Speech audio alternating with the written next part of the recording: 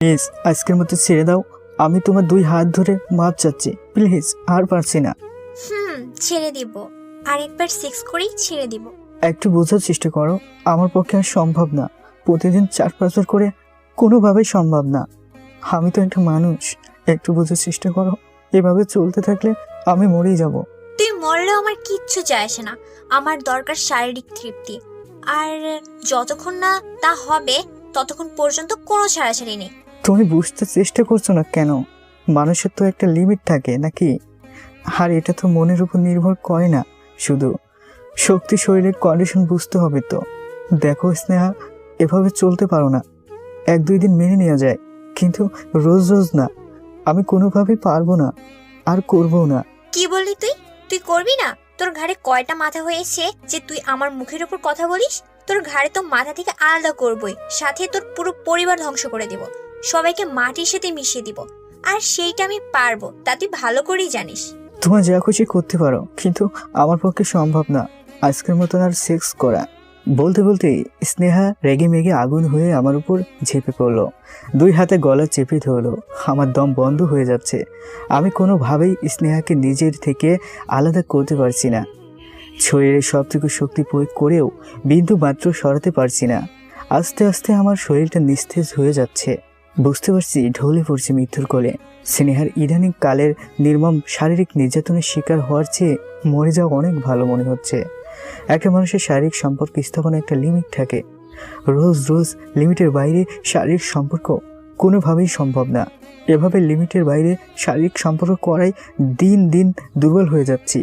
মস্তিষ্ক কাজ করছে না। শরীরের রোগা ভাব ভালোভাবেই লক্ষ্য করছি, আর তা বাকি সবার কাছেও স্পষ্ট হয়ে যাচ্ছে। সবাই আমাকে নিয়ে টেনশনে পড়ে গেছে, ডাক্তার দেখাচ্ছে, কিন্তু তাতেও কোনো ফল পাচ্ছি না।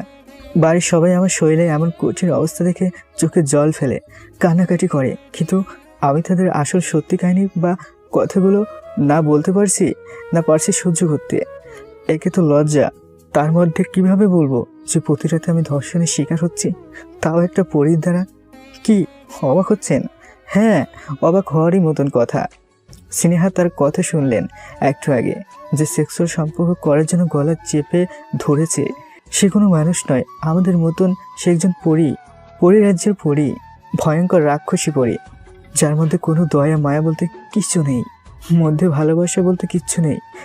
সে শুধু চায় শারীরিক তৃপ্তি, আর অবৈধভাবে জোরপূর্বক আমার অনিচ্ছা সত্ত্বেও তাও প্রতি রাতে 4-5 বার। এখন আপনাদের প্রশ্ন আসতে পারে, পরী কীভাবে আমার কাছে আসলো, আর কীভাবেই বা এসব হচ্ছে? তাহলে চলে যেতে হবে 3 মাস আগে।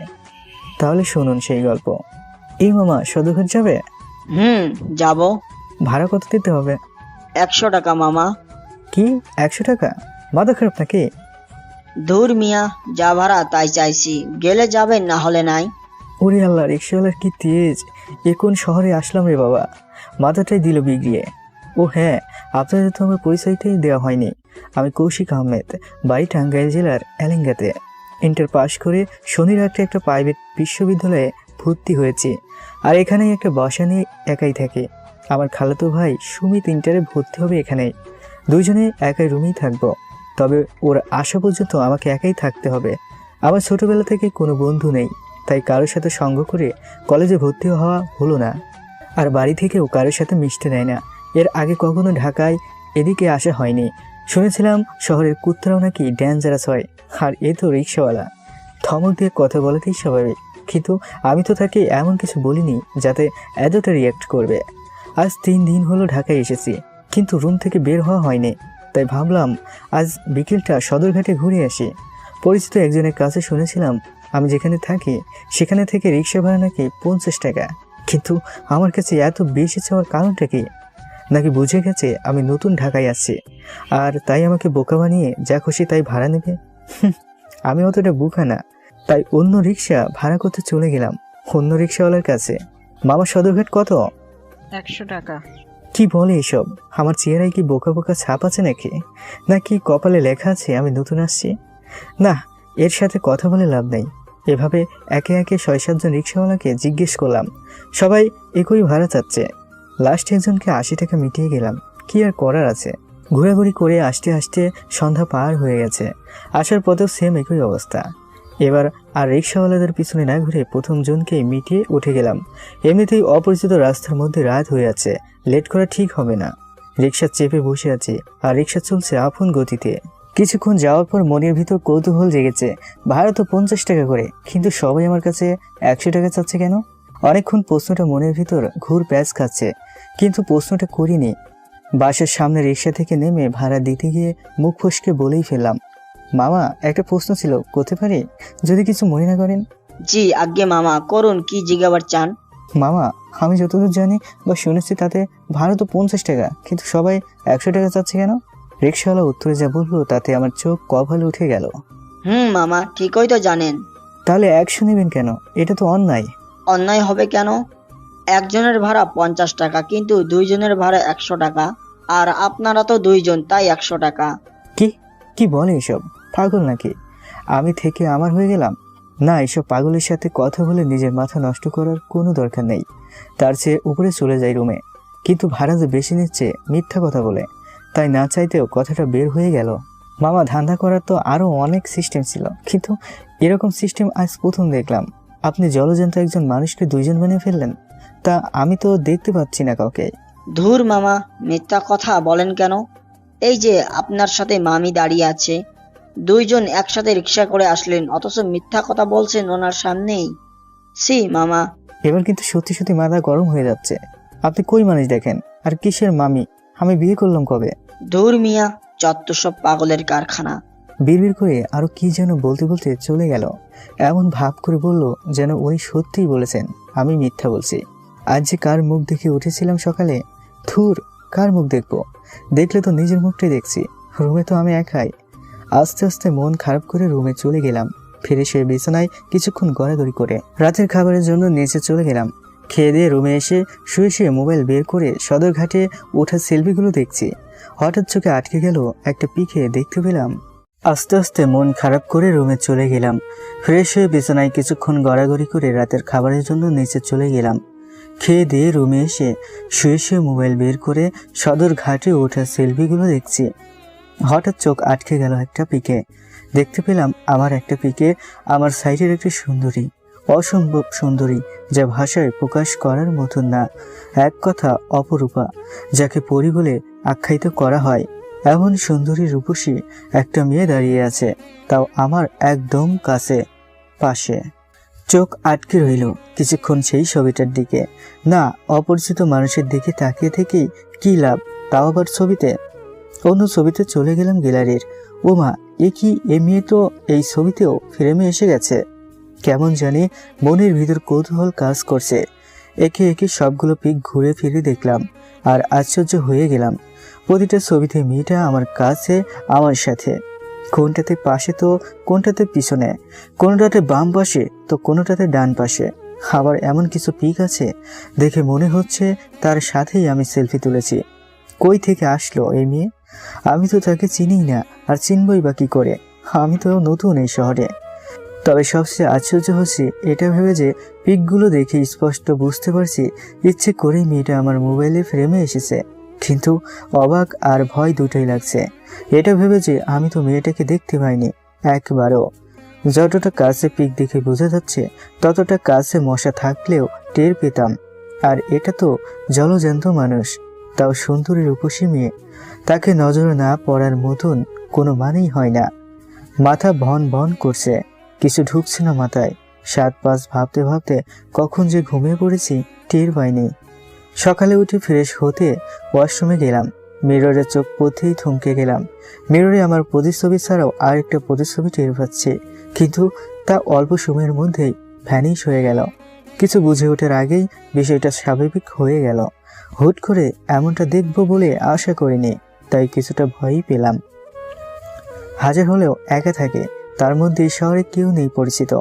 নিজেকে অনেক কিছু বুঝিয়ে সান্ত্বনা দিচ্ছে। এটা আমার মনের ভুল, একান্তই মনের ভুল বইকে।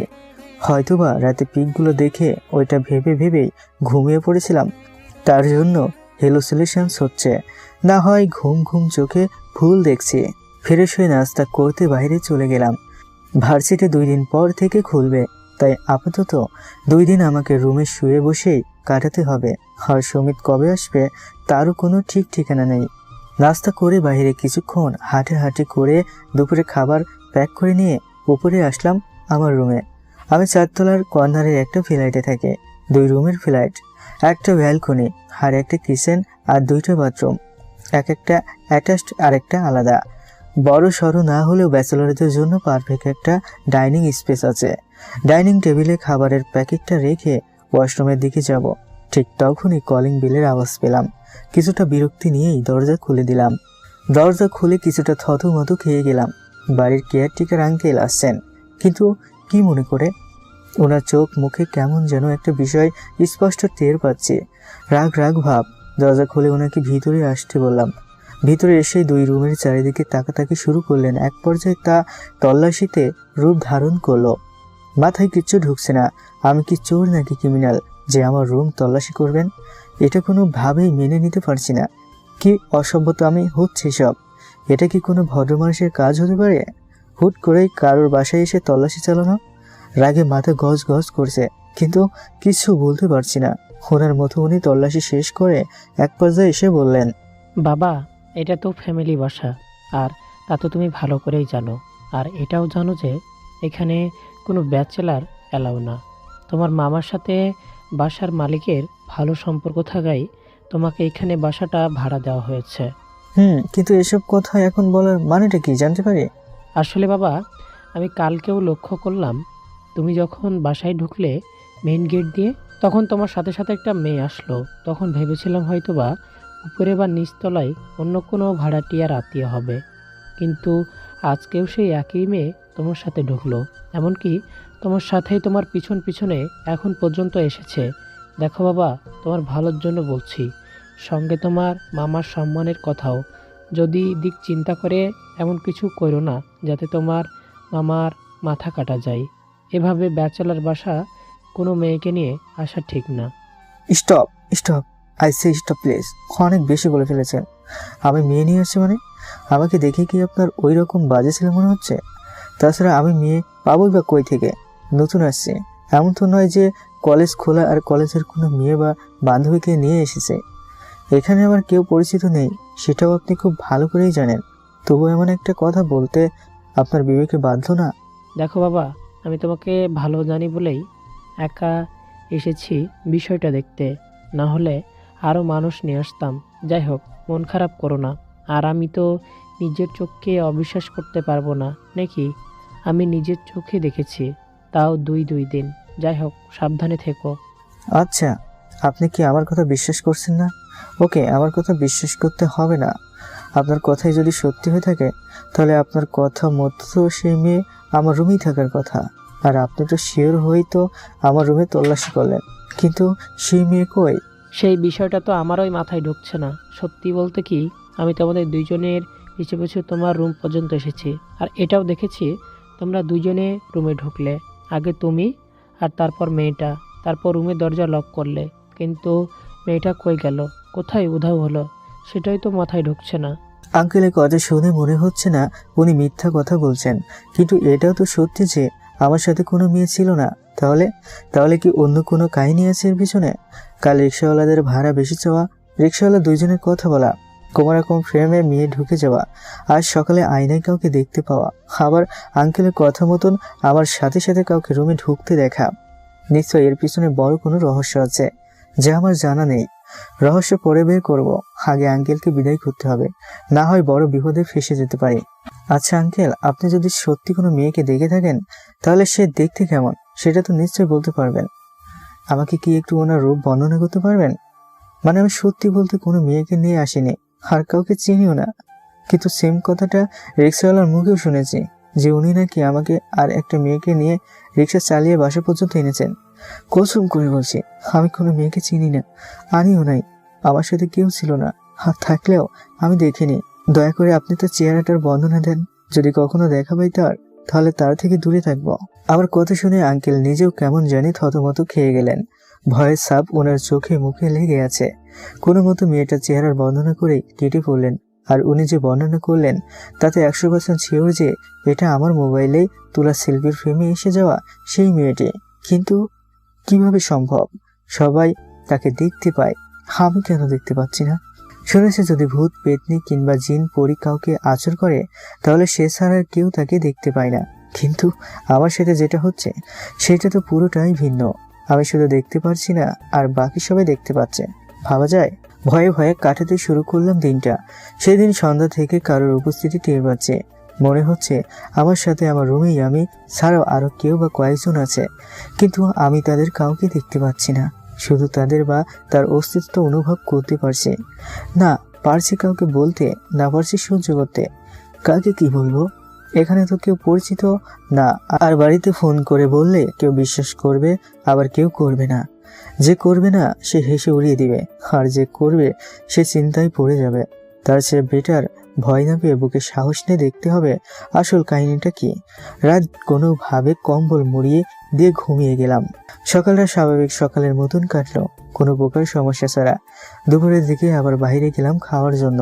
খেয়ে রুমে এসে কিছুটা অবাক হলাম, কিন্তু হওয়ার কথা ছিল অনেক বেশি, কারণ রুমের পরিবেশ পুরোই ভিন্ন। খাবার খেতে যাওয়ার আগেও সব অগোছালো ছিল, কিন্তু এতটুকু সামান্য সময়ের মধ্যে সব পরিবর্তন। সেই সুন্দর করে গুছানো দুইটা রুমে।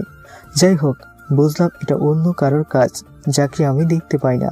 তাই অবাক হলেও ততটা হয়নি যতটা হওয়ার কথা। মনে মনে ভয় পেলেও মনে মনেই ধন্যবাদ জানিয়ে গিয়ে কিছুক্ষণ মোবাইল ঘুটাঘুটি করে একটু ঘুমিয়ে নিলাম। কাল থেকে কলেজ শুরু হবে, তাই আজকে মন মতন ঘুরতে পারবো।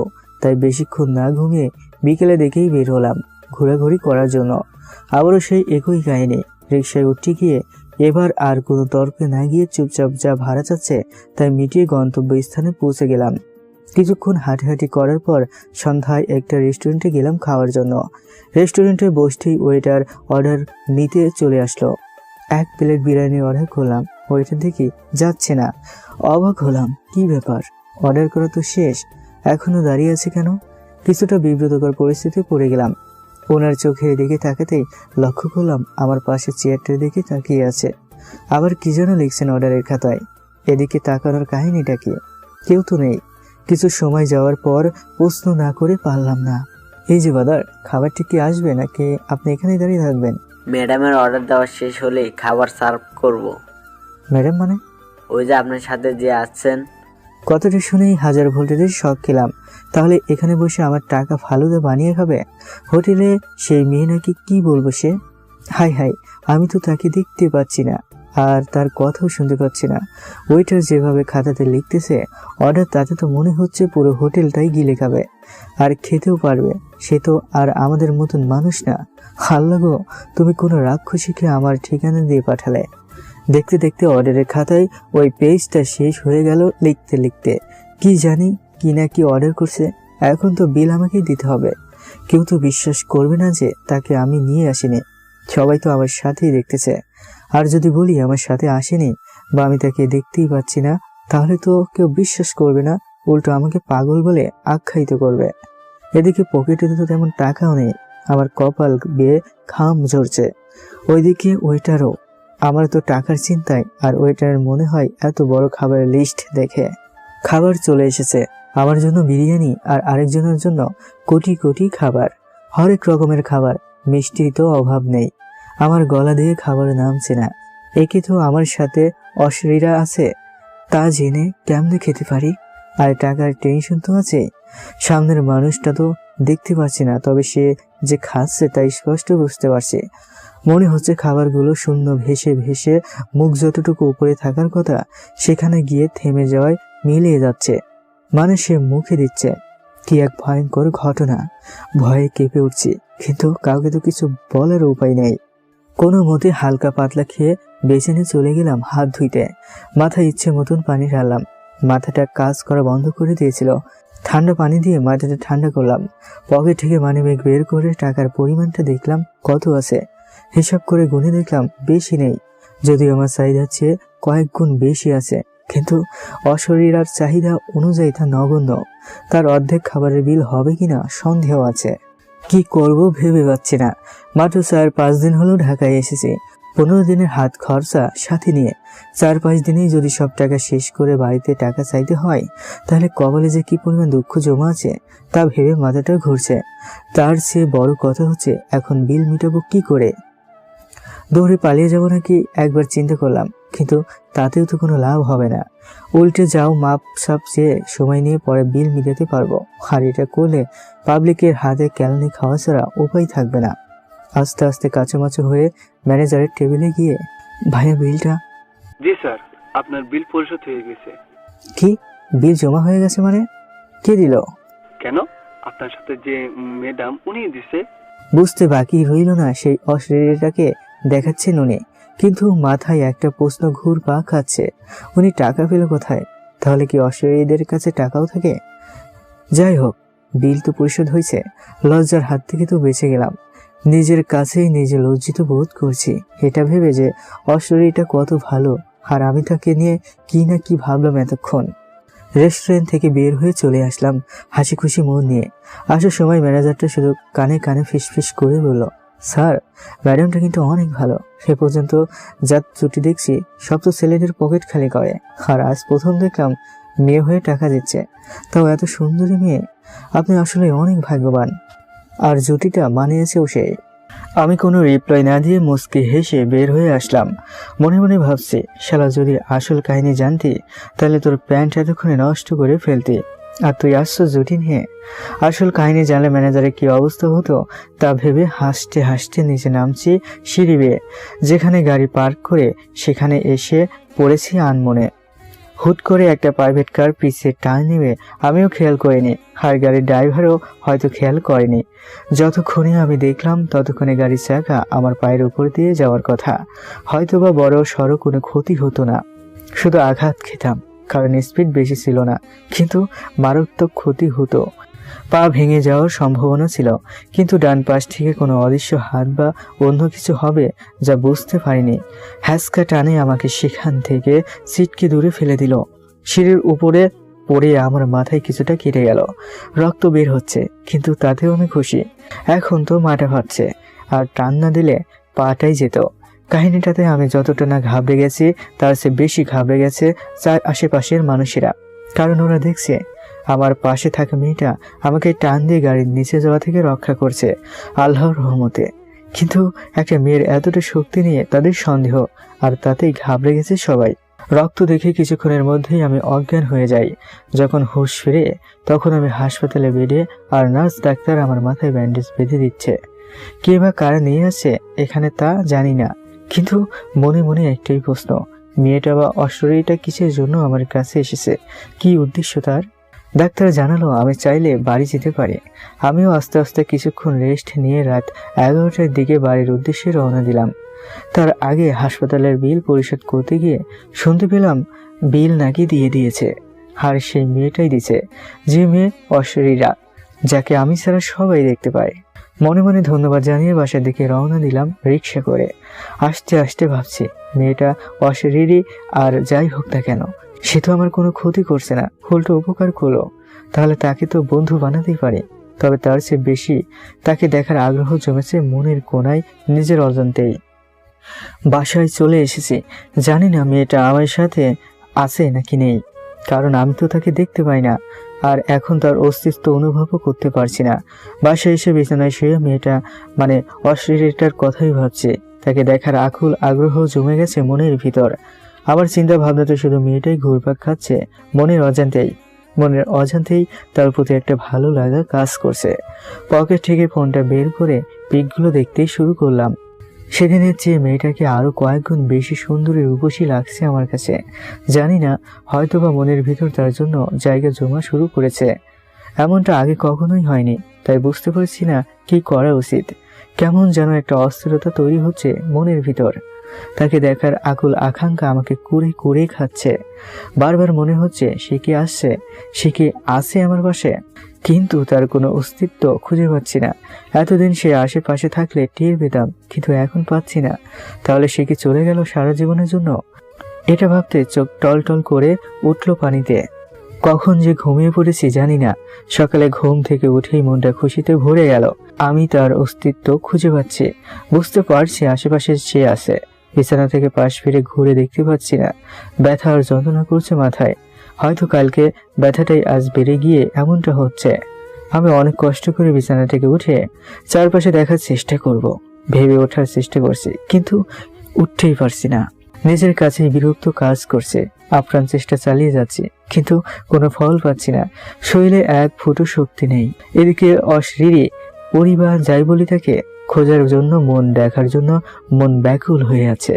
নিজের ঈশ্বর শক্তিকে কাজে লাগিয়ে উঠতে যাব ঠিক তখনই পড়ে গেলাম বিছানা থেকে একদম ফ্লোরে।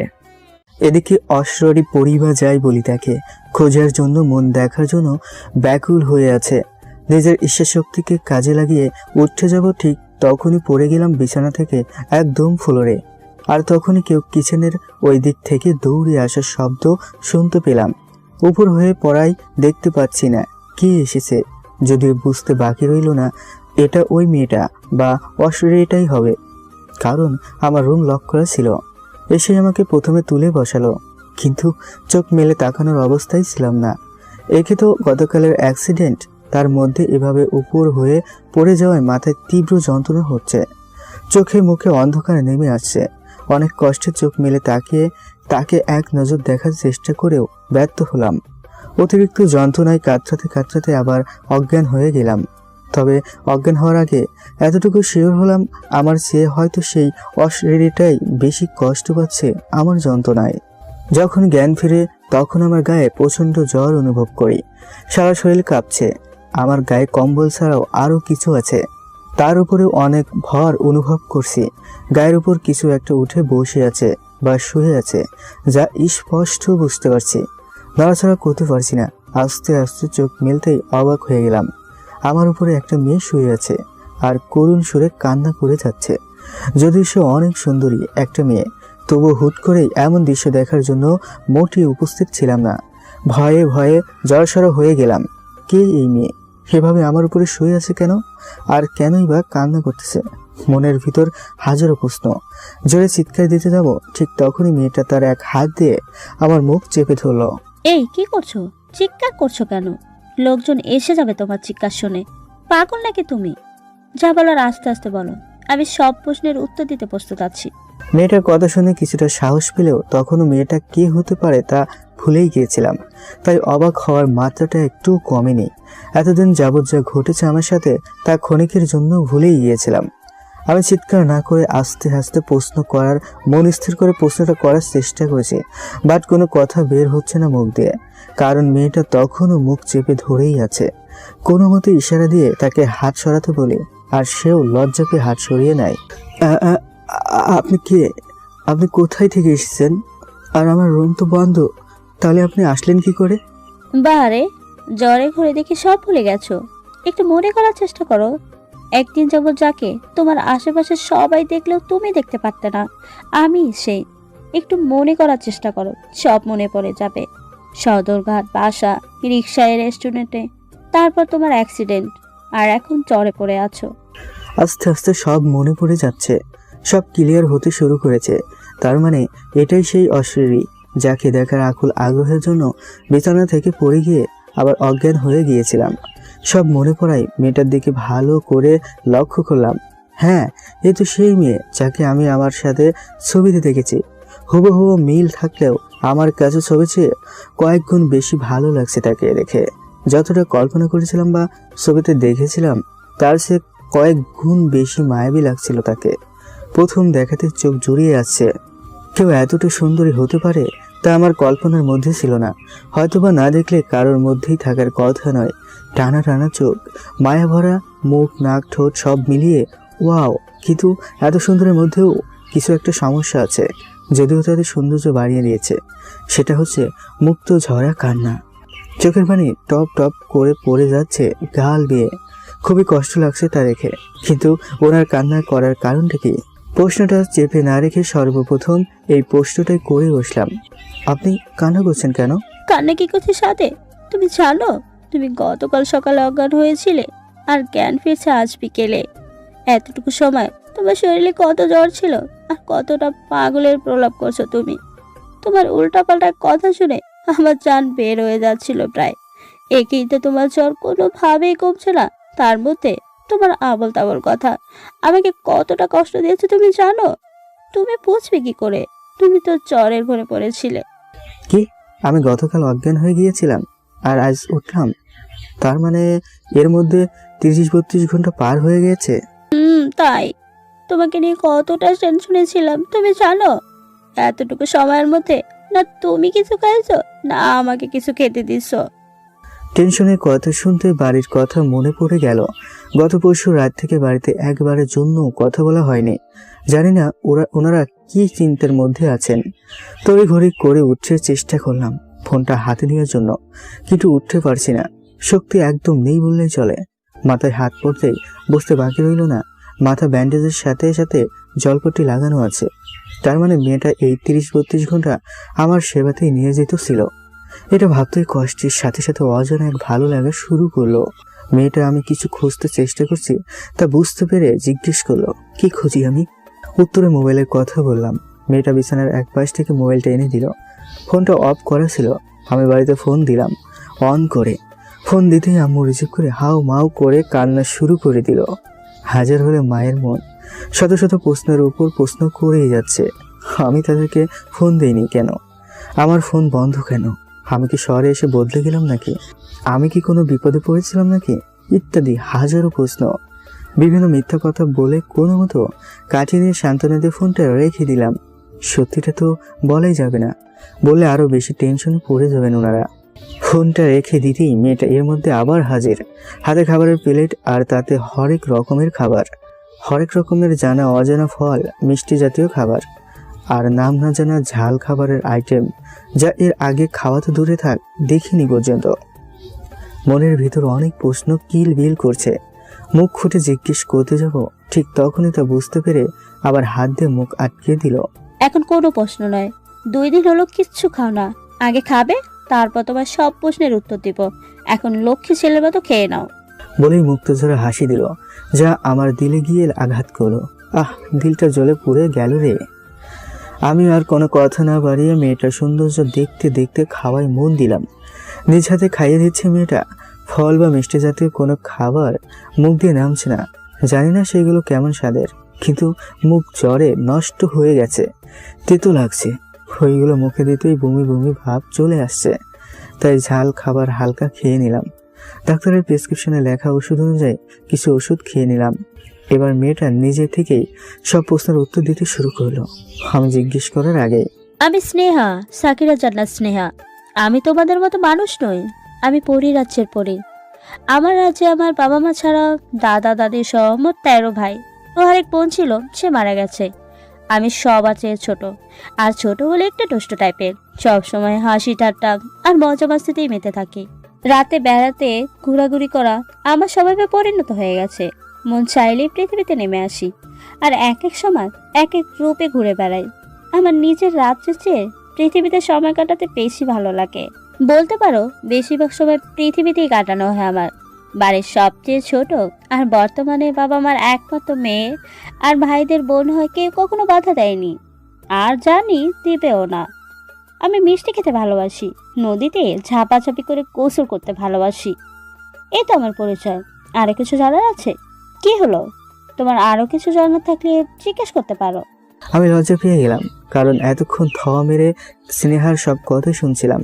কি সুন্দর তার চেহারা, কি সুন্দর তার কথা বলার ধরন, সব মিলিয়ে ঘরের মধ্যে ঢুকে গিয়েছিলাম লজ্জা কাটিয়ে। জি হ্যাঁ, একটা প্রশ্ন ছিল আমার। বলো, কি প্রশ্ন? আচ্ছা আপনি? চুপ, আগে তুমি করে বলতে শেখো। তুমি করে না বললে আমি তোমার কোনো প্রশ্নের উত্তর দেব না। আচ্ছা ঠিক আছে, কিন্তু কোনো কিন্তু নয়, জাস্ট তুমি। ওকে? যাক বাবা, এই সামান্য বিষয় নিয়ে রাগ দেখানোর কি হলো? আমি তো ভয় পেয়ে গিয়েছিলাম। কি জানি মানুষ তো নয়, শক্তিতে তো কোনো 3 পারবো না।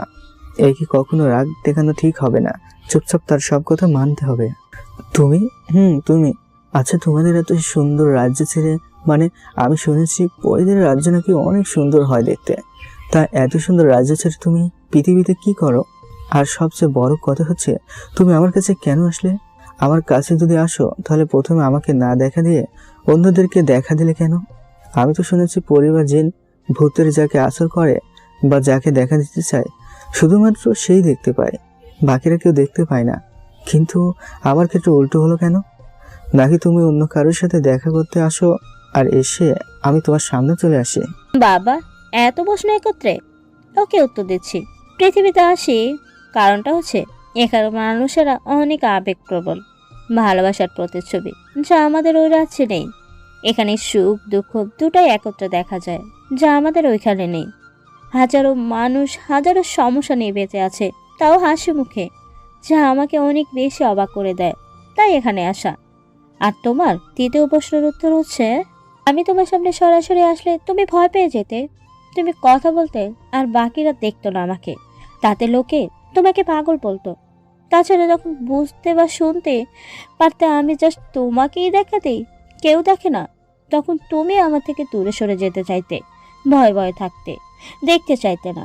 আর এখন দেখো, তোমার মধ্যে আমাকে দেখার আগ্রহ ছিল। বিষয়টা পুরোই উল্টে গেছে। আর সবার মতো হব কেন? একটু তো স্পেশাল হতেই হবে নাকি? না হলো তো আর আমি স্নেহা নই। মূলত এর জন্যই তোমাকে আগে দেখা দেয়নি। আর সবচেয়ে বড় কথা হচ্ছে, তোমার সাথে একটু দুষ্টুমি করলাম। ধুর, তুমি বলতেছো লোকে পাগল বলবে? এমনিতে কি কম লোকে পাগল বলেছে নাকি? সরি। রাখো তোমার সরি। আচ্ছা, আমি কিন্তু আমার দ্বিতীয় প্রশ্নের উত্তর পাইনি এখনো। আমি ইচ্ছে করে হাত করে গেছি, কারণ ওই উত্তরটা তোমাকে পরে দিব। সময় হোক, সব জানতে পারবে। তবে এটা জেনে রেখো, আমি তোমাকে অনেক আগে থেকেই চিনি, কিন্তু দেখা করার পারফেক্ট সময় পাচ্ছিলাম না। এবার তুমি ফ্রি, একা, তাই আর সমস্যা নেই। মনের ভিতর খুঁতখুঁতি রয়েই গেল, কিন্তু উপায়ও নেই। বারবার জিজ্ঞেস করলে যদি রেগে গিয়ে আমার ঘাড় মটকিয়ে দেয়, কি জানি, হয়তো এসেছে এই নিয়ত নিয়ে। আমার মাথাটা হয়তো কোনো কাজে লাগবে, তারপর সারা শরীর চিবিয়ে চিবিয়ে খাবে। না হলে এতদিন বাড়িতে থাকতে দেখা করলো না কেন? এখন তো একা থাকি, কেউ আসবে না। আমার ঘাড় মটকিয়ে কল্লা আলাদা করে ফ্রিজে রেখে অনেক দিন সময় নিয়ে খাবে। কথাটা ভাবতে গা শিউরে উঠল, গায়ের লোম খাড়া হয়ে গেছে। সত্যি সত্যি মেরে ফেলবে না তো? পরক্ষণেই আবার মনে হলো, থুর চাই, কি সব ভাবতেছি। যদি মারতেই চাইতো তাহলে আমার সেবা যত্ন করবে কেন? আমার জন্য চোখের জল ফেলবে কেন? নিশ্চয় অন্য কোনো কাহিনী আছে। যাক, তার সময় হলেই জানতে পারবো। স্নেহার পরম স্নেহে অতি তাড়াতাড়ি দুদিনের মধ্যে পুরোপুরি সুস্থ হয়ে উঠলাম। নিয়মিত সেবা যত্ন কোনোটার অভাব হচ্ছে না। ওর রাজ্য থেকে বিভিন্ন ফলমূল খাবার নিয়ে আসে, নিজ হাতে খাইয়ে দেয়, শরীর মুছে দেয়। এক কথায় ঘরের বউ, সবসময় হাসি দুষ্টুমিতে মাতিয়ে রাখে। আস্তে আস্তে স্নেহার প্রতি ভালো লাগাটা বাড়তে শুরু করেছে। এদিকে 2 দিন হলো কলেজ খুলেছে, এই কয়দিন যেতে পারিনি, আগামীকাল যেতেই হবে। স্নেহাকে জানালাম কথাটা। স্নেহাও হাসি মুখে যেতে বললো। অবশ্য না বললেও আমাকে যেতেই হবে। ওর বেলাতে যাবে কি আসবেই বা কি, কিন্তু কড়া ভাষায় জানিয়ে দিয়েছে আমি যেন কোনো মেয়ের সাথে কথা না বলে, পারলে না তাকাতে। স্নেহা সারাদিন থাকলেও ফজরের আজানের আগেই চলে যায়। এটি নাকি ওদের পরিরাজ্যের নিয়ম। যেভাবেই হোক, যেখানেই থাকুক, ফজরের আজানের আগে উপস্থিত হতে হবে ওদের দলে। সকালে চলে গেছে স্নেহা, তবে খাবার রেডি করে রেখে গেছে আগেই।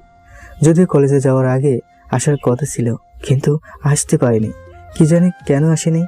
কলেজ থেকে বাসায় ফিরে দরজা খুলতে দেখি স্নেহা রেগে মেগে আগুন হয়ে চোখ বড় বড় করে আমার দিকে তাকিয়ে আছে। সারা শরীর রাগে কটমট করছে, খুনের নেশা চেপে বসেছে। চোখ দেখে বোঝা যাচ্ছে লাল টকটকে চোখ দিয়ে আগুন বের হয়ে আসবে। দাঁত কটমট করছে।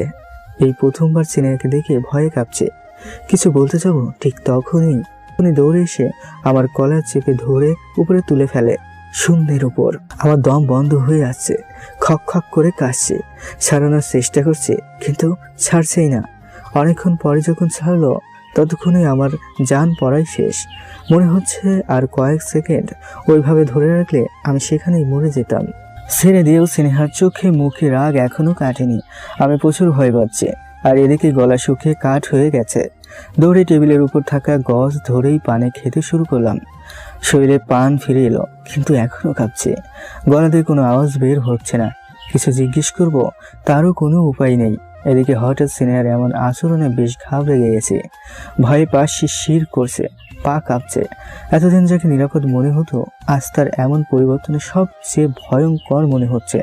কিন্তু এটা বুঝতে পারছি না কি এমন হলো যার জন্য এমনটা করছে। কোনো মতে বিছানায় গিয়ে বসলাম। স্নেহা দৌড়ে এসে ঝাঁপিয়ে পড়লো আবার আমার উপরে। এবার বিছানায় ফেলে দিয়েছে, ফল কাটার ছুরি দিয়ে গলায় চেপে ধরছে। আরেকটু হলে গলা কাটতে শুরু করবে। ছোটানোর অনেক চেষ্টা করে ব্যর্থ আমি। কিছুক্ষণ পর নিজে থেকেই ছেড়ে দিল, কিন্তু অবাক হলাম এটা দেখে। ছেড়ে দিয়ে নিজে হাউমাউ করে কান্না করে দিল। বাহ রে, এত দেখি চোরের উপর বাট পারি, মেয়েরও জিতবে কেঁদেও জিতবে। মারলো সে, কই আমি কাঁদবো তা নয়, সে নিজেই কাঁদছে। হাসবো না কাঁদবো বুঝতে পারছি না। এখন আবার কি করা উচিত সেইটাই টের পাচ্ছি না। সান্ত্বনা দিব নাকি পিটাবো? ওরে বাবা, পিটানো তো সম্ভবই না। নীরব ভূমিকা পালন করা উচিত, না হয় কি থেকে কি হয়ে যায়। চুপচাপ জড়সড় হয়ে বসে আছে নিজের গলা ধরে। একটাই মাত্র গলা, যদি পরিটা কেটে নিয়ে যায়। নিজে থেকেই বলতে শুরু করলো। তোরে আমি কি বলছিলাম? মানে কি বলছিলেন? তোরে কেন? ওই মেয়ে কি আমার চেয়ে সুন্দর? আমার চেয়ে কোন দিক দিয়ে এগিয়ে আছে রে? হ্যাঁ, নাকি ছোটখাটো পোশাক পরে দেখে আর হুঁশ থাকে না? তুই কি ভাবছিস আমি দেখিনি তুই কলেজে গিয়ে কি করছিস? আজ তোকে মেরেই ফেলবো। যাক বাবা, এই হলো কাহিনী। ধুর ছাই, কার পাল্লায় পড়লাম রে। আসলে কাহিনীটা হচ্ছে নতুন কলেজ, সবাই অপরিচিত, তার মধ্যে একটা মেয়ে, তার বাড়িও নাকি টাঙ্গাইলেই। আমার বাড়িও টাঙ্গাইলে জেনে মেয়েটা জাস্ট হাই হ্যালো করে শহরের কালচার অনুযায়ী হাত মিলিয়েছে। এতে আহামরি কি এমন হলো, কিন্তু এই যে পরিমাণ রেগে মেগে আগুন হয়ে আছে, তাতে তাকে বোঝানো কষ্টকর। আমি হাত মিলিয়েছি তা তুমি জানতে পারছো, মানে তুমি আমার সাথী ছিলে, তবে আমার বা সকলের অজান্তে। তাহলে এটা তো দেখেছো যে সেখানে ওই রকম পরিস্থিতি সৃষ্টি হয়নি যার জন্য তুমি রাগ দেখাবে, আমাকে মারতে আসবে। আমি বা সে কেউ তো রিলেশন বা অন্য কোনো দৃষ্টিতে দেখিনি। তা জানি, আর তা জানি বলে আজকের মতো ছেড়ে দিলাম। প্রেমের চক্রের পড়ার আগে যেন অন্তত আজকের কথাটা মনে থাকে। এটা মনে রাখবে, তুমি শুধুই আমার, আমি তোমাকেই পাবো। আর কেউ যদি সামনে আসার চেষ্টা করে তাকে তো মেরেই ফেলবো। আর তুমি কারোর সংস্পর্শে যাওয়ার চেষ্টা করলে তোমাকে ছেড়ে কথা বলবো না। মাইন্ডেড। আবার রান্না করে রেখেছি, ফ্রেশ হয়ে এসো, একত্রে খাবো। যা ব্যবহার করলো এই সামান্য বিষয় নিয়ে, তাতে ওর প্রতি রাগ উঠে গেছে, আর আগের মতন ফিলিংসও কাজ করছে না, আর খাওয়ার মুড তো একদমই নাই। আমি তোমার কি হয়েছে, তুমি আমার উপর জিদ দেখাচ্ছ, অধিকার দেখাচ্ছ, আর আমি খাবো না, তুমি খাও। কি বললি তুই? আমার মুখের উপর কথা বলার সাহস কই পেলি? আর তুই কে মানে? তুই আমার সব। আর এটা দ্রুত মাথায় ঢুকিয়ে নে, আমিও তোর সব। আমি ছাড়া কেউ তোর জীবনে আসেনি, আসতে দেইও নি, আর দিবও না। আর হ্যাঁ, যদি খাবার ঠান্ডা হয়ে যায় তো তোর খবর আছে। চুপচাপ ফ্রেশ হয়ে খেতে আসো। এমন ভাবে কড়া নজরে কথাগুলো বললো, তাতে আমার গলা আবার শুকিয়ে কাঠ হয়ে গেছে। কোনো উত্তর খুঁজে পাচ্ছি না, এমনকি বাধাও দিতে পারছি না, কোনো প্রশ্ন করতে পারছি না ভয়ে। কেন এই আপদ জীবনে আসলো তা ভাবতে ভাবতে কোনো উপায় না পেয়ে ফ্রেশ হতে চলে গেলাম। ফ্রেশ হয়ে এসে দেখি স্নেহা নীল রঙের একটি শাড়ি পরে, খোপায় বেলি ফুলের মালা গেঁথে, কপালে কালো রঙের একটি টিপ পরে টেবিলের পাশে চেয়ার ধরে দাঁড়িয়ে আছে। এমন রূপ দেখেই মাথা চক্কর দিচ্ছে, মাথা বন বন করছে। হোক সে পরি, তাই বলে এত সুন্দরী কেউ হতে পারে বলে আমার ধারণা ছিল না। ক্রাশ খাইলাম এক বালতি, হা করে তাকিয়ে আছি, আর তা দেখে বাঁকা চোখে মুচকি হাসি হাসছে স্নেহা, যা দেখে সব রাগ এক নিমিষে হারিয়ে গেল। ভুলে গেলাম একটু আগে স্নেহার করা নির্মম শারীরিক নির্যাতনের কথা। সব ভুলে আস্তে আস্তে এগিয়ে এসে খাবার টেবিলে চেয়ার টেনে বসে পড়লাম। স্নেহা নিজ হাতে খাইয়ে দিচ্ছে, আমি অবশ্য নিজেই খেতে চাচ্ছিলাম, কিন্তু ও বাধা দেওয়ায় আর জোর করতে পারিনি। আজকের একটু আগের কাহিনীটাতে মনের ভিতর অজানা এক ভয় পেয়ে বসেছে, তাই চুপচাপ খাচ্ছি, আর ওর রূপের সৌন্দর্য দেখে মুগ্ধ হচ্ছে। খাওয়াতে খাওয়াতে বলতে শুরু করলো, আমি তোমাকে অনেক পছন্দ করি, আর তা আগে থেকে জানি না কবে তোমাকে ভালোবেসে ফেলেছি। তুমি জিজ্ঞেস করেছিলে না আমি কেন আসি পৃথিবীতে? এর প্রধান কারণটা সেদিন বলেছিলাম না, আর তা হচ্ছে তুমি। মানে তোমাকে দেখতেই মূলত আসা। আর তোমার দ্বিতীয় প্রশ্ন, তোমার কাছেই কেন আসি, সেটার উত্তর হচ্ছে আমি তোমার প্রেমে পড়ে গেছি, আর তোমাকে ছাড়া কিচ্ছুই ভাবতে পারি না। তোমাকে না দেখলে সবকিছুই খারাপ লাগে, তা যতই ভালো হোক। তোমার কাছে কাছে থাকলে মনে হয় পৃথিবীর সব সুখ আমার উপর এসে পড়েছে। এবার প্রশ্ন করতে পারো প্রথম কই দেখেছিলাম বা কোথা থেকে শুরু হলো আমার ভালোবাসার গল্প। সেটা সময় হলে সব জানতে পারবে। এখন কথা হচ্ছে আমি তোমাকে এক্ষুনি এসব বলছি কেন? দেখো কৌশিক, আমি সব মানতে রাজি, কিন্তু তুমি অন্য কোনো মেয়ের সংস্পর্শে আসো সেটা কোনোভাবে আমি মানতে পারবো না। তা হোক বন্ধুত্ব আর দুষ্টুমি বা ভালোবাসা। তুমি শুধু আমার, শুধু আমার, আমার না হলে কারোই না। আজ তুমি ওই মেয়ের হাত ধরাতে আমার কত কষ্ট হচ্ছিল, আমি নিজেরা কন্ট্রোল করতে পারছিলাম না। ভুল হয়ে গেছে কৌশিক, মাফ করে দাও। শুধু তুমি কোনো মেয়ের সাথে মেলামেশা করো না, তাহলে কোনোদিন কষ্ট পাবে না আমার দ্বারা। বলতে বলতে কেঁদে দিল। ওর কান্না দেখে আমার নিজেরও কান্না পাচ্ছে। পরক্ষণেই মনে হলো কার কাঁদার কথা, কে কাঁদে রে বাবা। মেয়ে জাতি বলতেই এমন, সে যে হোক, মানুষ কিংবা পরি, মেরেও জিতবে, কেঁদেও জিতবে। আর একটু ঠোঁট বাঁকিয়ে মুচকে হাসি হেসে ছেলেদের মন মোমের মতো গলিয়ে পানি বের করে দিবে। যাই হোক, সব ভুল ক্ষমা করে দিলাম। এভাবে খুনসুটি, দুষ্টুমি আর হাসি খেলায় 2 দিন পার হয়ে গেল। তৃতীয় দিন সন্ধ্যার পরে দুজনে বাইরে বের হলাম ঘোরাঘুরি করার জন্য। কিন্তু আশ্চর্য হয়ে গেলাম, আজ শুধু আমি একাই দেখছি স্নেহাকে, অন্য কেউ দেখতে পাচ্ছে না। কাহিনী পুরোটাই উল্টো হয়ে গেল। সেটা বুঝতে কিছুটা সময় লেগেছিল, আর তাতে সবাই পাগল মনে করছিল আমাকে, দ্বিতীয়বারের মতন। আমি ওর সাথে হেসে হেসে কথা বলি, আর তা আশেপাশের লোকজন দেখে ভাবছে আমি পাগল। একা একা কথা বলি, লোকজন কেমন যেন আর চোখে তাকাই আমার দেখে। প্রথমে তো বুঝতে পারিনি, যখন বুঝলাম তখন শিওর হতে জিজ্ঞেস করলাম স্নেহাকে, এটা কি হচ্ছে? লোকজন আমার দিকে এভাবে তাকাচ্ছে কেন? পাগল দেখলে তো এভাবেই তাকাবে, তাই না? কি, আমি পাগল? তুমি এটা বলতে পারলে? আরে দূর, তা নয়, ওরা ভাবছে পাগল। কেন কেন কেন? আমি পাগলের কি করলাম? কিছু না, তবে সবটাই। কারণ আমাকে শুধুমাত্র তুমিই দেখতে পাচ্ছ, আর তুমি শুধু আমার কথা শুনতে পাচ্ছ। আর ওনারা ভাবছেন তুমি একা একা কথা বলছো, তাই পাগল ভাবছেন। ওরে পেতনি রাক্ষসী, আমাকে সবার সামনে বোকা বানানো হচ্ছে। এর আগেও একবার বানিয়েছো, এবারও। সন্ধ্যা থেকে রাত 12টা পর্যন্ত ঘোরাঘুরি করে বাসায় ফিরলাম দুজন একত্রে। এখন আর সমস্যা নেই, কেউ তো দেখতে পাবে না। এসে আমি আমার রুমে চলে গেলাম, আর স্নেহা অন্য রুমে। রাতে শুয়ে শুয়ে ভাবছি স্নেহার কথা। ভাবতে ভাবতে এটা বুঝতে পারলাম, আমার স্নেহার প্রতি ভালো লাগাটা এখন ভালোবাসাতে পরিণত হয়ে গেছে। যদিও একটা পরীকে ভালোবাসাটা ঠিক হবে কিনা জানি না, কিন্তু ওর মায়া ভরা মুখ আর দুষ্টুমি ভালোবাসাময় পরিবেশ সব আমাকে পাগল করে দিচ্ছে। ওর প্রতি আকৃষ্ট করছে, বারবার ভালোবাসতে বাধ্য করছে। তাছাড়া জীবনে কখনো কোনো মেয়ের সাথে ভালো করে কথা বলেও দেখিনি, অথচ এখন সারাক্ষণ একটা মেয়ের সাথে, তাও স্নেহার মতন সুন্দরী মেয়ে সান্নিধ্যে থাকলে কি করে মনকে আটকাবো। দেখি সময় করে স্নেহাকে নিজের ভালোবাসার কথা জানাবো। স্নেহা কতটা খুশি হবে জেনে তা ভেবেই আনন্দ লাগছে। এইসব ভাবতে ভাবতে ঘুমিয়ে পড়েছি কখন জানি না। মাঝরাতে ঘুম ভেঙে যায় নূপুরের ঝুনঝুন শব্দে। বুঝতে বাকি রইল না স্নেহা এসেছে, কিন্তু এত রাতে আমার রুমে। লাইট অন করতে যাব, ঠিক তখনই দেখি সময় করে স্নেহাকে নিজের ভালোবাসার কথা জানাবো। স্নেহা কতটা খুশি হবে জেনে তা ভেবেই আনন্দ লাগছে। এসব ভাবতে ভাবতে ঘুমিয়ে পড়েছি কখন জানি না। মাঝরাতে ঘুম ভেঙে যায় নূপুরের ঝুনঝুন শব্দে। বুঝতে বাকি রইল না স্নেহা এসেছে, কিন্তু এত রাতে আমার রুমে। লাইট অন করতে যাব, ঠিক তখনই আমাকে এক ধাক্কায় বিছানায় ফেলে দিল। আবার কে এটা তা বুঝতে পারছি না শিওর হয়ে, কিন্তু স্নেহা ছাড়া আর কেউ হওয়ার চান্সও নেই। লাইট অফ, তাই দেখতেও পাচ্ছি না। বিছানায় ফেলে দিয়ে আমার উপরে উঠে বসলো, ঘাড়ের দিকে মুখ দিচ্ছে। যদিও দেখতে পাচ্ছি না, তবুও মুখের নিঃশ্বাস পড়ায় টের পাচ্ছি মুখ দিচ্ছে ঘাড়ে। ভয়ে সারা শরীর কেঁপে উঠছে, আত্মা বের হয়ে যাওয়ার উপক্রম। মনে হচ্ছে হয়তো আজকেই আমার শেষ দিন। এতদিন স্নেহা আমার সাথে ভালোবাসার অভিনয় করে আমার ঘাড়ে কামড় দিয়ে রক্ত চুষে খেয়ে মেরে ফেলবে। ভয়টা হতো না যদি হরর মুভি না দেখতাম।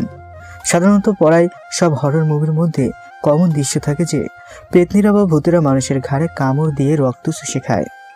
নিজেকে বাঁচাতে নিজের সবটা শক্তি প্রয়োগ করে স্নেহাকে নিজের থেকে আলাদা করে লাফ দিয়ে বিছানা ছেড়ে একদম ফ্লোরে এসে পড়লাম।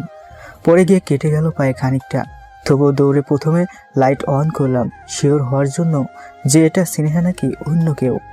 কারণ স্নেহা তো এরকম করার কথা না। এমনিতেই পরীরা আমার খোঁজ পেয়ে গেছে, কি জানি কে বলবে অন্য পরীও আসতে পারে। লাইট অন করার সাথে সাথে চিৎকার করতে গিয়ে করতে পারিনি, কারণ আমার মুখ হাত দিয়ে চেপে ধরে রেখেছে স্নেহা।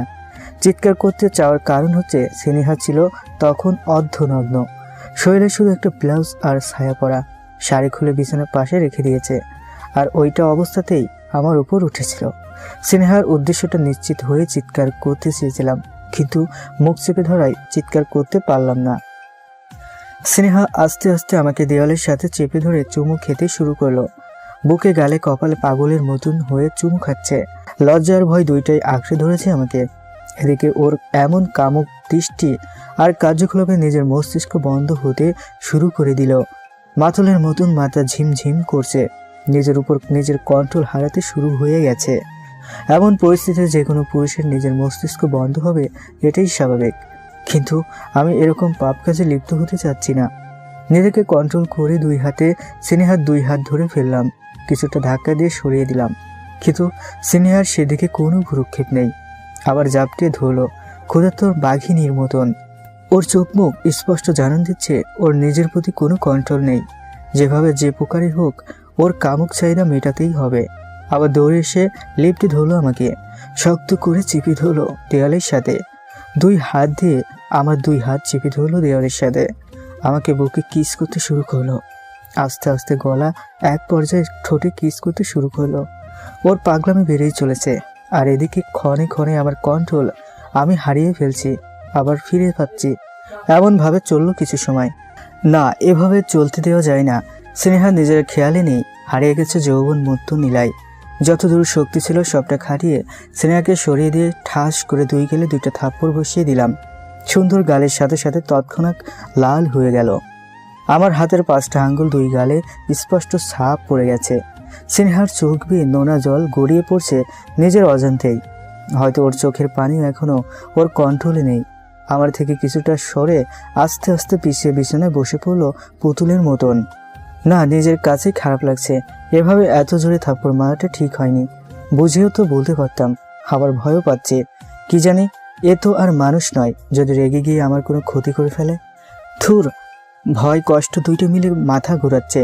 কি থেকে যে কি করব, বুঝতে যাব নাকি নীরবতা পালন করব। কিছুক্ষণ এভাবেই পার হয়ে গেল। স্নেহা নীরবের চোখের পানি বের করছে, আর মাঝে মধ্যে এক হাত দিয়ে চোখের পানি মুছে যাচ্ছে। তাছাড়া আর কোনো নড়াচড়া নেই। না, নিজেকে আর সামলাতে পারছি না, খুবই কষ্ট হচ্ছে। আমার বুকটা ফেটে যাচ্ছে। আস্তে আস্তে পা টিপে টিপে স্নেহার কাছে বিছানায় স্নেহার পাশে বসলাম। আমার বসা থেকে হালকা নড়ে চড়ে বসলো। আমি উকি দিয়ে স্নেহার মুখ দেখার চেষ্টা করছি, কিন্তু হালকা স্বরে মুখ লুকিয়ে নিল। বোঝা যাচ্ছে সবটাই অভিমানে।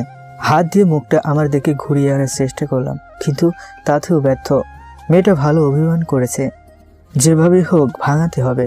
জোর করে আমার দিকে ঘুরিয়ে এনে বলতে শুরু করলাম, স্নেহা দেখো, তুমি যেটা করতে চাচ্ছ বা চাচ্ছিলে সেটা সবটাই অন্যায়। এভাবে অনৈতিক সম্পর্কে জড়ানোর মতন ছেলে আমি নই। আর এটা পাপ। সামাজিকভাবে বলো আর ধর্মের দিক থেকেই বলো, কোনোভাবেই এমন সম্পর্ক কেউ মানবে না। কেউ তো দূরের কথা, আমি নিজেও মানব না। তাছাড়া সবচেয়ে বড় কথা হচ্ছে, আমাদের সম্পর্কটাকে কলঙ্কিত করতে চাচ্ছি না। সম্পর্কে কোনো প্রকার কালো ছায়া ফেলতে চাচ্ছি না। আমি তোমাকে বারবার সরাতে চেষ্টা করেও ব্যর্থ, তাই শেষমেশ থাপ্পড় মারতে বাধ্য হয়েছিলাম। কারণ ওই সময় তোমার যে অবস্থা ছিল, তাতে হাজার বোঝালেও তুমি বুঝ মানতে না। প্লিজ, জানি ভুল করেছি থাপ্পড় মেরে, তবুও তোমার কাছে ক্ষমা চাচ্ছি, দয়া করে মাফ করে দাও। স্নেহা কিছুক্ষণ নীরব ভূমিকা পালন করে কি যেন ভেবে আস্তে আস্তে বলতে শুরু করলো, তোমার সব কথা বুঝতে পারছি, শুধু এতটুকুই প্রশ্ন করব, তুমি কি আমাকে ভালোবাসো না? আমাকে চাও না? মানে হ্যাঁ, ভালোবাসি। সত্য বলতে এই কয়দিনে তোমাকে কখন যে ভালোবেসে ফেলেছি তা নিজে বুঝতে পারিনি। আর চাওয়া, যাকে ভালোবাসি তাকে চাইবো না, এটা কেমন প্রশ্ন? তুমি যদি সত্যি আমাকে ভালোবেসে থাকো আর চাও, তাহলে তুমি আমাকে বাধা দিচ্ছ কেন? তুমি কি আমাকে আপন করে পেতে চাও না? আরে ধুর, কি বলো? চাই, তবে এই চাওয়া আর ওই চাওয়া এক নয়। আমি তোমাকে ভালোবেসে তোমাকে যথাযথ মর্যাদা দিয়ে তোমাকে বিয়ে করে সারা জীবন এই করতে থাকতে চাই। তাই বলে তুমি যে এভাবে চাচ্ছ সেভাবে নয়। আমি তোমার কথার আগামাদা কিছু বুঝতে পারছি না। যদি চাও তাহলে কেন আদর করবে না? মুখে জড়িয়ে নিবে না? দুজনে ভেসে কেন যাব না সুখের সাগরে? তুমি কি আমাকে নিজের একদম কাছে গভীর থেকে গভীরে নিতে চাও না? চাই, তবে সবটা বৈধভাবে, মানে বিয়ে করে। এই সহজ কথাটা কেন বোঝার চেষ্টা করছো না তুমি? শেষমেশ অনেক বুঝিয়ে শুনিয়ে স্নেহাকে ওর রুমে পাঠিয়ে দিলাম। সেদিন থেকে শুরু হলো নতুন জীবন, ভালোবাসার জীবন। হাসি খুশি আর হই হুল্লোড়ে কেটে গেল আরও 15 দিন। আর এই কয়দিনের মধ্যে স্নেহাকে কোনো রূপ খারাপ কিছু ভাবতে দেখিনি, বা কোনো রূপ খারাপ কিছু করার চেষ্টা করতেও দেখিনি। কলেজ, বাসা আর স্নেহাকে নিয়ে কেটে যাচ্ছে। বাড়িতে বা কাউকে বলিনি স্নেহার বিষয়ে, বলাটাও বোকামি হবে। কেউ সহজে বিশ্বাস করবে না, আর করলেও আলাদা করার জন্য উঠে পড়ে লেগে যাবে। আর আমি কোনোভাবেই স্নেহাকে নিজের থেকে আলাদা করতে চাই না। আমার জীবনের শ্রেষ্ঠ উপহার হিসেবে স্নেহা আমার জীবনে এসেছে। সব সময় আমার খেয়াল রাখে, কি খাবো কি পরবো। আমার একটু কষ্ট যেন ওর জীবন চলে যায়, বিন্দুমাত্র কষ্ট পেতে দেয় না। তবে ওর একটাই দাবি, আর তা হচ্ছে আমি কোনো মেয়ের সাথে কথা বলতে পারবো না। রিলেশন তো দূরের কথা, আর আমিও তা অক্ষরে অক্ষরে পালন করি। কলেজে বা বাসায় কোথাও কোনো মেয়ের সাথে কথা বলি না। বাসায় তো এমনিতেই কথা বলার কেউ নেই, আর কলেজে গিয়েও সব মেয়ের থেকে নিজেকে আলাদা রাখি। ওর প্রতি এতটা দুর্বল হয়ে পড়েছি যে ওরে ছাড়া কিচ্ছু ভাবতে পারি না। এমনকি রাতেও যদি আলাদা রুমে থাকি, তবু স্নেহা যখন ফজরের আজানের আগে চলে যায়, তখন মনে হয় আমার বুকটা খালি হয়ে গেল। সব সময় চিন্তা হয় যদি আর ফিরে না আসে। আর বাকি সব মিলে বিন্দাস কাটছে। কিন্তু হঠাৎ করেই সুখের রাজ্যে কষ্টের কালো ছায়া নেমে এলো। একদিন কলেজ থেকে বাসায় ফিরবো, অটো দাঁড় করিয়েছে অনেক কষ্টে, কারণ সেদিন ঢাকায় হুট করেই হরতাল ডেকেছে। আর রাস্তায় বিভিন্ন নেতাকর্মীরা এসে ঝামেলা পাকাচ্ছে, ককটেল ফাটিয়ে সবার মধ্যে আতঙ্ক সৃষ্টি করছে। সবার দৌড়াদৌড়ি শুরু হয়ে গেছে, যে যার যার মতন নিজের জীবন নিয়ে পালিয়ে বেড়াচ্ছে। দৌড়ে কলেজ ক্যাম্পাস থেকে বের হয়ে অনেকক্ষণ দাঁড়িয়ে থেকে একটা অটো রিক্সা পেয়েছি। উঠতে যাব ঠিক তখনই কোথা থেকে আমাদের কলেজের একটা মেয়ে এসে আমি না চাওয়া সত্ত্বেও জোরপূর্বক আমার রিক্সায় চেপে বসে। যদিও বুঝতেছি মেয়েটা ভয় আতঙ্কের মধ্যে থাকায় এমনটা করেছে, নিজের জীবন রক্ষা করতে। তাই বেশি কিছু বলতে পারলাম না। আর মেয়েটাও আমাদের একই ডিপার্টমেন্টে, তাই ওর অসুবিধা দেখাটা আমারও কর্তব্য। যদিও স্নেহার ভয় আমার মধ্যে তখনও ছিল। মেয়েটাকে বাসায় পৌঁছে দিয়ে আমি আমার বাসায় চলে আসলাম। বাসায় পৌঁছে কিছুটা অবাক হলাম, কারণ বাসায় স্নেহা ছিল না। দেখতে দেখতে বিকাল পার হয়ে রাত নেমে আসলো, কিন্তু স্নেহার কোনো খবর নেই। যত রাত বাড়ছে ততই ভয় বেড়ে যাচ্ছে। অজানা এক ভয় বারবার কুড়ে কুড়ে খাচ্ছে আমাকে। স্নেহা কি আর আসবে না? আমি কি হারিয়ে ফেলবো স্নেহাকে, নাকি কোনো বিপদে পড়েছে স্নেহা? ওর সাথে কন্ট্যাক্ট করার তো কোনো উপায় নেই। ও তো আর মানুষ নয় যে ফোন করব কিংবা বাড়ি গিয়ে খোঁজ নিব। রাত তখন আনুমানিক 2:30 হবে। এমন সময় আমার ফোনের রিংটোন বেজে ওঠে। মাত্রই ঘুম ঘুম ভাব আসছিল। একে তো স্নেহার চিন্তায় মাথা ধরছিল, তার মধ্যে কাছে ঘুম ভেঙে যাওয়ার মাথাটাই হ্যাং হয়ে গেছে। বিরক্তিকর ভাব নিয়েই ফোনটা রিসিভ করলাম। নাম্বারটা কলেজের এক বন্ধুর, আর যা বললো তাতে পায়ের নিচ থেকে মাটি সরে যাওয়ার অবস্থা। কলেজ থেকে আসার সময় যে মেয়েটা আমার রিক্সা উঠে বাসা পর্যন্ত এসেছিল, সেই মেয়ে নাকি বাড়িতেই নিজের ঘরে অস্বাভাবিকভাবে মারা গেছে। আর সেই মেয়ের নাকি মাথাটা শরীর থেকে আলাদা করে ফেলা হয়েছে। ঘরের রুম বন্ধ ছিল, তাই কে বা কারা করেছে তা বোঝা যাচ্ছে না। আর মানুষের পক্ষে সম্ভাবনা তো রুমের দরজা খুলে না থাকলে ভিতরে থাকা মানুষকে হত্যা করা, আর কোনো মানুষের পক্ষে সম্ভব না ওইভাবে নৃশংসভাবে মারা। তাছাড়া কোনো শত্রুও নেই মেয়েটার বা তার পরিবারের। নিউজটা পাওয়া মাত্র মাথা ভন ভন করছে। হুট করে স্নেহার কথা মনে পড়ে গেল। স্নেহা তো বলেছিল আমার কাছে কোনো মেয়ে আসলে তাকে সে হত্যা করে ফেলবে। তাহলে কি এসবের পিছনে স্নেহা জড়িত আছে? না, আর ভাবতে পারছি না। চিৎকার করে স্নেহাকে ডাকতে শুরু করলাম, যদিও জানি না স্নেহা আছে নাকি নেই, বা এটাও জানি না এটা কি সত্যি স্নেহার কাজ। মাথা ফেটে যাচ্ছে অসহ্য যন্ত্রণায়, ছটফট করছি। পাশে থাকা পানির জগ ধরে পানি খেতে শুরু করলাম। ভয়ে গলা শুকিয়ে কাঠ হয়ে যাচ্ছে। যদি স্নেহার কাজ হয়ে থাকে তাহলে পরের ধাপ আমি, কারণ স্নেহার এটাও বলেছিল যে আসবে তাকেও মারবে, আমাকেও ছাড়বে না।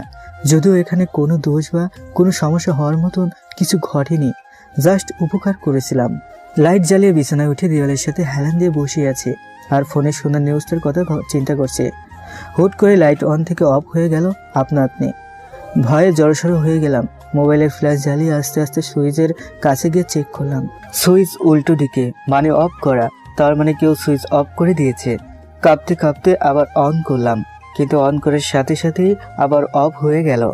আবার জ্বালানোর ট্রাই করলাম, কিন্তু এবার লাইট ফেটে গিয়ে কাঁচগুলো চির চির করে সারা রুমে পড়তে শুরু করলো। কয়েকটা কাঁচের টুকরো আমার শরীরে বিভিন্ন জায়গায় বেঁধে গেল। ভয়ে গা ছমছম করছে। আবার ফোনের ফ্ল্যাশ কোনো মতে জ্বালানোর ট্রাই করেও ব্যর্থ। ফোন কাজ করছে না, আপনা আপনি ফোন অফ হয়ে গেছে, অনও হচ্ছে না। ভয়ে গা শিউরে উঠল। কি হচ্ছে এসব আমার সাথে? ঢাকা শহরের বাসা, কাউকে ডেকেও পাবো না। তাছাড়া রাতও অনেক। কি করব মাথায় কিচ্ছু ঢুকছে না। আমার এখন কি করা উচিত? রুমেই থাকবো নাকি বাইরে চলে যাব? রুমে এক প্রকার ভয়ের কালো ছায়া নেমে এসেছে। রুমটাকে কোনোভাবেই সেফ মনে হচ্ছে না। থমথমে পরিবেশ সৃষ্টি হয়ে গেছে পুরো রুমে। না এভাবে রুমে আবদ্ধ থাকলে এমনিতেই ভয়ে মারা যাব। যেভাবে হোক আমাকে বাইরে যেতে হবে রুম থেকে। আস্তে আস্তে মনের ইশারায় রুমের দরজার দিকে এগিয়ে যাচ্ছি। দরজার খুব কাছেই চলে এসেছি। হুট করে পিছন থেকে নাকি সুরে মিয়েলি কণ্ঠে কান্নার আওয়াজ ভেসে আসলো, যা আমার ভয়কে কয়েক গুণ বৃদ্ধি করে দিচ্ছে। কলিজা ফেটে যাওয়ার উপক্রম। শব্দটা কাছে আসছে। আস্তে আস্তে ভয়ের চোখ বন্ধ করে ফেললাম, যদিও কোনো কিছু দেখতে পাচ্ছি না অন্ধকারের মধ্যে, তবু অটোমেটিক চোখ বন্ধ হয়ে গেছে। একদম কাছে, অতি সন্নিকটে এসে শব্দটা আবার হারিয়ে গেল। এবার আবার অট্ট হাসির শব্দ শুনতে পাচ্ছি। কান্নার চেয়ে হাসির শব্দটা আরো বেশি তীব্র গতিতে তীরের মতন লাগছে আমার বুকে। আমি কে কে বলে চিৎকার করার চেষ্টা করেও ব্যর্থ। কোনো আওয়াজ বের হচ্ছে না মুখ দিয়ে। ভয়ের শব্দ আটকে আছে। দোয়া কালাম পড়তে চেষ্টা করলাম, কিন্তু ভয়ে কোনো সোরা বা দোয়া মনে করতে পারছি না। আবার হাওয়ায় মিলিয়ে গেল হাসির শব্দটা। এবার নুপুরের শব্দ শুনতে পেলাম, যেই পরিচিত নুপুরের শব্দ, যা আমার অতি পরিচিত। স্নেহার পায়ে থাকা নুপুরের শব্দ এটা। কিছুক্ষণের মধ্যেই ঝাপসা ঝাপসা দেখতে পাচ্ছি স্নেহাকে। ভয় ক্রমশই বেড়ে চলেছে। এতক্ষণে বুদ্ধি আসলো, যদি কাজে দিবে কিনা জানি না। দৌড়ে বাথরুমের দিকে গেলাম আর বাথরুমের লাইট অন করলাম। সুইচ দেওয়ার সাথে সাথে স্বাভাবিকভাবেই লাইট জ্বলে উঠলো। বাথরুমের দরজা খুলে দেওয়ায় পুরো রুম আলোকিত হয়ে গেল। স্নেহার চেহারায় আগের চেয়ে অস্বাভাবিক কোনো পরিবর্তন লক্ষ্য করলাম না, যতটা আমি কল্পনা করেছিলাম। শুধু একটু ভিন্ন রকমের হাসি স্নেহার মুখে, যা স্পষ্ট বুঝে দিচ্ছে এটা ওর আজ রাতে আমার ক্লাসমেট মেয়েটার সাথে ঘটানো নরপিশাচের কাজের টিপটি। বিদঘুটে ভয়ঙ্কর ভাবে হাসতে হাসতে আমার কাছে, একদম সন্নিকটে এসে পৌঁছালো। স্নেহার আগানো দেখে আমি পিছিয়ে পিছিয়ে অলরেডি দেওয়ালে আটকে গেছি। স্নেহা কাছে এসে হাসতে হাসতে আমার ঠোঁটে কিস করতে শুরু করলো। আমি বাধা দেওয়ার মতন অবস্থাতে নেই। অনেকক্ষণ এভাবে ঠোঁট মুখে দিয়ে আটকে রাখলো। আমি শুধু বড় বড় চোখ করে তাকিয়ে আছি স্নেহার দিকে। এদিকে এভাবে থাকতে থাকতে দম বন্ধ হয়ে যাচ্ছে আমার।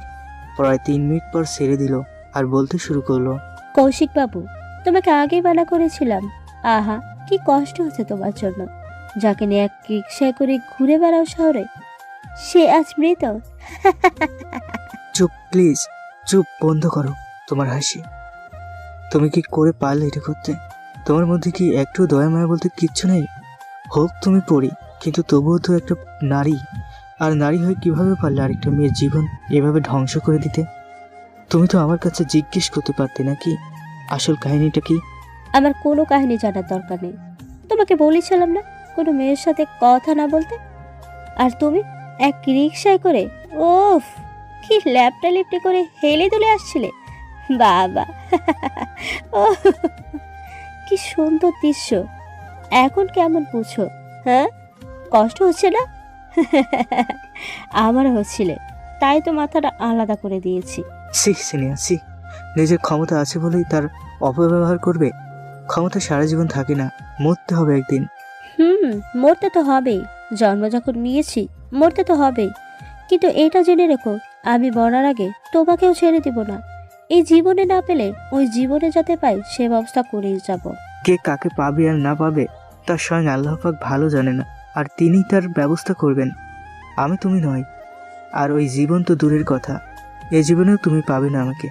আমি নিজেই চলে যাব তোমাকে ছেড়ে। আর যদি না যেতে দাও তাহলে নিজেকে শেষ করে ফেলবো। তুমি অসহায় একটা মেয়ে যে বিপদে পড়ে এসেছিল, তাকে মেরে ফেলছো। তারপর সব কাহিনী বললাম, আসলে কি ঘটেছিল। সব শুনে স্থির হয়ে বসে পড়লো স্নেহা। হয়তো নিজের ভুল বুঝতে পারছে। আস্তে আস্তে কাঁদতে কাঁদতে বলতে শুরু করলো, কৌশিক, আমি আসলে তোমার ভালোবাসায় অন্ধ হয়ে গেছি। নিজের বুদ্ধি শক্তি হারিয়ে ফেলেছি। ভালো মন্দের জ্ঞান লোপ পেয়েছে। ছি, না জেনে না বুঝতে পেরে কি অন্যায়টাই না করেছি। জানি এর কোনো ক্ষমা নেই। আমি বাঁচতে চাই না। এতটা অন্ধ ভালোবাসা ঠিক না, তা আমি হারে হারে টের পাচ্ছি। প্লিজ তুমি আমাকে ক্ষমা করে দিও। অতিরিক্ত ভালোবাসা আসলেই ঠিক নয়, যেমনটা আমার সাথে হলো। স্নেহা ওই কথা বলেই ছুরি দিয়ে গলায় চাপ দিবে, এমন সময় আমি আটকিয়ে ফেললাম। সিনিয়র হাত থেকে ছুরি কেড়ে নিলাম। কোনোভাবেই ছাড়তে চাচ্ছিলাম না, তাই আরেকটা থাপ্পড় দিলাম। কি পাগলামি করছো? ভুল তো করে ফেলেছো, আরেকটা ভুল করবে নাকি? তুমি আমাকে বাধা দিও না। আমার বেঁচে থাকার অধিকার নাই। প্লিজ তুমি আমাকে ক্ষমা করে দিও। দেখো, এসব পাগলামি একদম পছন্দ না আমার। আর আমি ক্ষমা করার কেউ নই। ক্ষমা চাইলে তার কাছে তো আর চাওয়া সম্ভব নয়, কিন্তু মেয়েটার বাবা মায়ের কাছে চাইবে। ওনারা ক্ষমা করলে চলবে। তুমি ক্ষমা করছো তো? আমার এখানে ক্ষমা করার অধিকার নাই। তাহলে আমাকে মরতে দাও, না হয় ক্ষমা করো। আচ্ছা ঠিক আছে, আমি আমার দিক থেকে ক্ষমা করলাম। বাট যে মেয়েটাকে মেরে ফেলেছ তার বাবা মায়ের সঙ্গে কথা বলে ওনাদের কাছ থেকে ক্ষমা চাওয়া তোমার দায়িত্ব। তবে আমি শুধু সাহায্য করতে পারবো। আচ্ছা ঠিক আছে, কিন্তু তুমি যে আমায় ক্ষমা করছো তার প্রমাণস্বরূপ আমার সাথে একত্রে খাবে। আমি তোমার জন্য খাবার নিয়ে এসেছি, সারাদিন আমি কিচ্ছু খাইনি। আমার অনিচ্ছা সত্ত্বেও খেতে হলো একত্রে। জানি না খাবারের সাথে কি মিশানো ছিল। আস্তে আস্তে খাওয়ার পর আমার শরীর নিস্তেজ হয়ে যাচ্ছে, নিজেকে মাতাল মাতাল লাগছে। পুরো পৃথিবী ঘুরছে, আমি কিচ্ছু বুঝতে পারছি না কেন এমনটা হচ্ছে। স্নেহা আমাকে বিছানায় শুয়ে দিয়ে ওয়াশরুমে চলে গেল। বাইরে যখন আসলো তখন আমার অনিচ্ছা সত্ত্বেও খেতে হলো একত্রে। জানি না খাবারের সাথে কি মিশানো ছিল। আস্তে আস্তে খাওয়ার পর আমার শরীর নিস্তেজ হয়ে যাচ্ছে, নিজেকে মাতাল মাতাল লাগছে। পুরো পৃথিবী ঘুরছে, আমি কিচ্ছু বুঝতে পারছি না কেন এমন হচ্ছে। স্নেহা আমাকে বিছানায় শুয়ে দিয়ে ওয়াশরুমে চলে গেল। বাইরে যখন আসলো তখন স্নেহাকে ঝাপসা ঝাপসা দেখতে পাচ্ছি, কিন্তু তাতে যা দেখলাম তাতে পুরো মাথায় হ্যাং, চক্কর দিয়ে উঠলো মাথা, নিজের বোধ শক্তি গায়েব হয়ে গেল। স্নেহা ওয়াশরুম থেকে বের হয়েছে পুরাই নগ্ন, শরীরে একটা সুতোও নেই। এমন অবস্থায় যে কোনো ছেলে পাগল হয়ে যাবে। আমিও তার ব্যতিক্রম নই। নিজের প্রতি তো আগেই কন্ট্রোল হারিয়েছি স্নেহার দেওয়া খাবার খেয়ে, আর এবার কন্ট্রোল হারালাম ওর নগ্ন নারী মূর্তি দেখে। মাতাল আমি আরো মাতাল হচ্ছি স্নেহার আবেদনময়ী চাহনি আর অঙ্গভঙ্গি দেখে। আস্তে আস্তে এগিয়ে এসে আমাকে জড়িয়ে ধরলো আর কিস করতে শুরু করলো। আবল তাবল, কোথায় করছে তার কোনো ঠিক ঠিকানা নেই। যদিও কয়েকবার শেষ চেষ্টা বাধা প্রদান করতে গিয়েও ব্যর্থ হলাম। এমন অবস্থায় বেশিক্ষণ কন্ট্রোল করা কারোর পক্ষেই সম্ভব না। আমি হারালাম কন্ট্রোল। যখন হোশ ফিরে পেলাম তখন আজান হবে হবে অবস্থা, আর আমি সিনিয়র নগ্ন শরীরের উপর মাথা নষ্ট হয়ে গেল। যখন দেখলাম আমিও নগ্ন, নিজের উপর নিজের ঘৃণা লাগতে শুরু করলো। সিসি, এটা আমি কি করলাম? ছি, কিভাবে এই জঘন্য কাজ করতে পারলাম? নিজেকে নিজেই ধিক্কার জানাচ্ছি। লাফ দিয়ে সরে গেলাম সিনিহার উপর থেকে, মাথায় হাত দিয়ে ফ্লোরে লুটে পড়লাম, নিজের পোশাক খুঁজছি।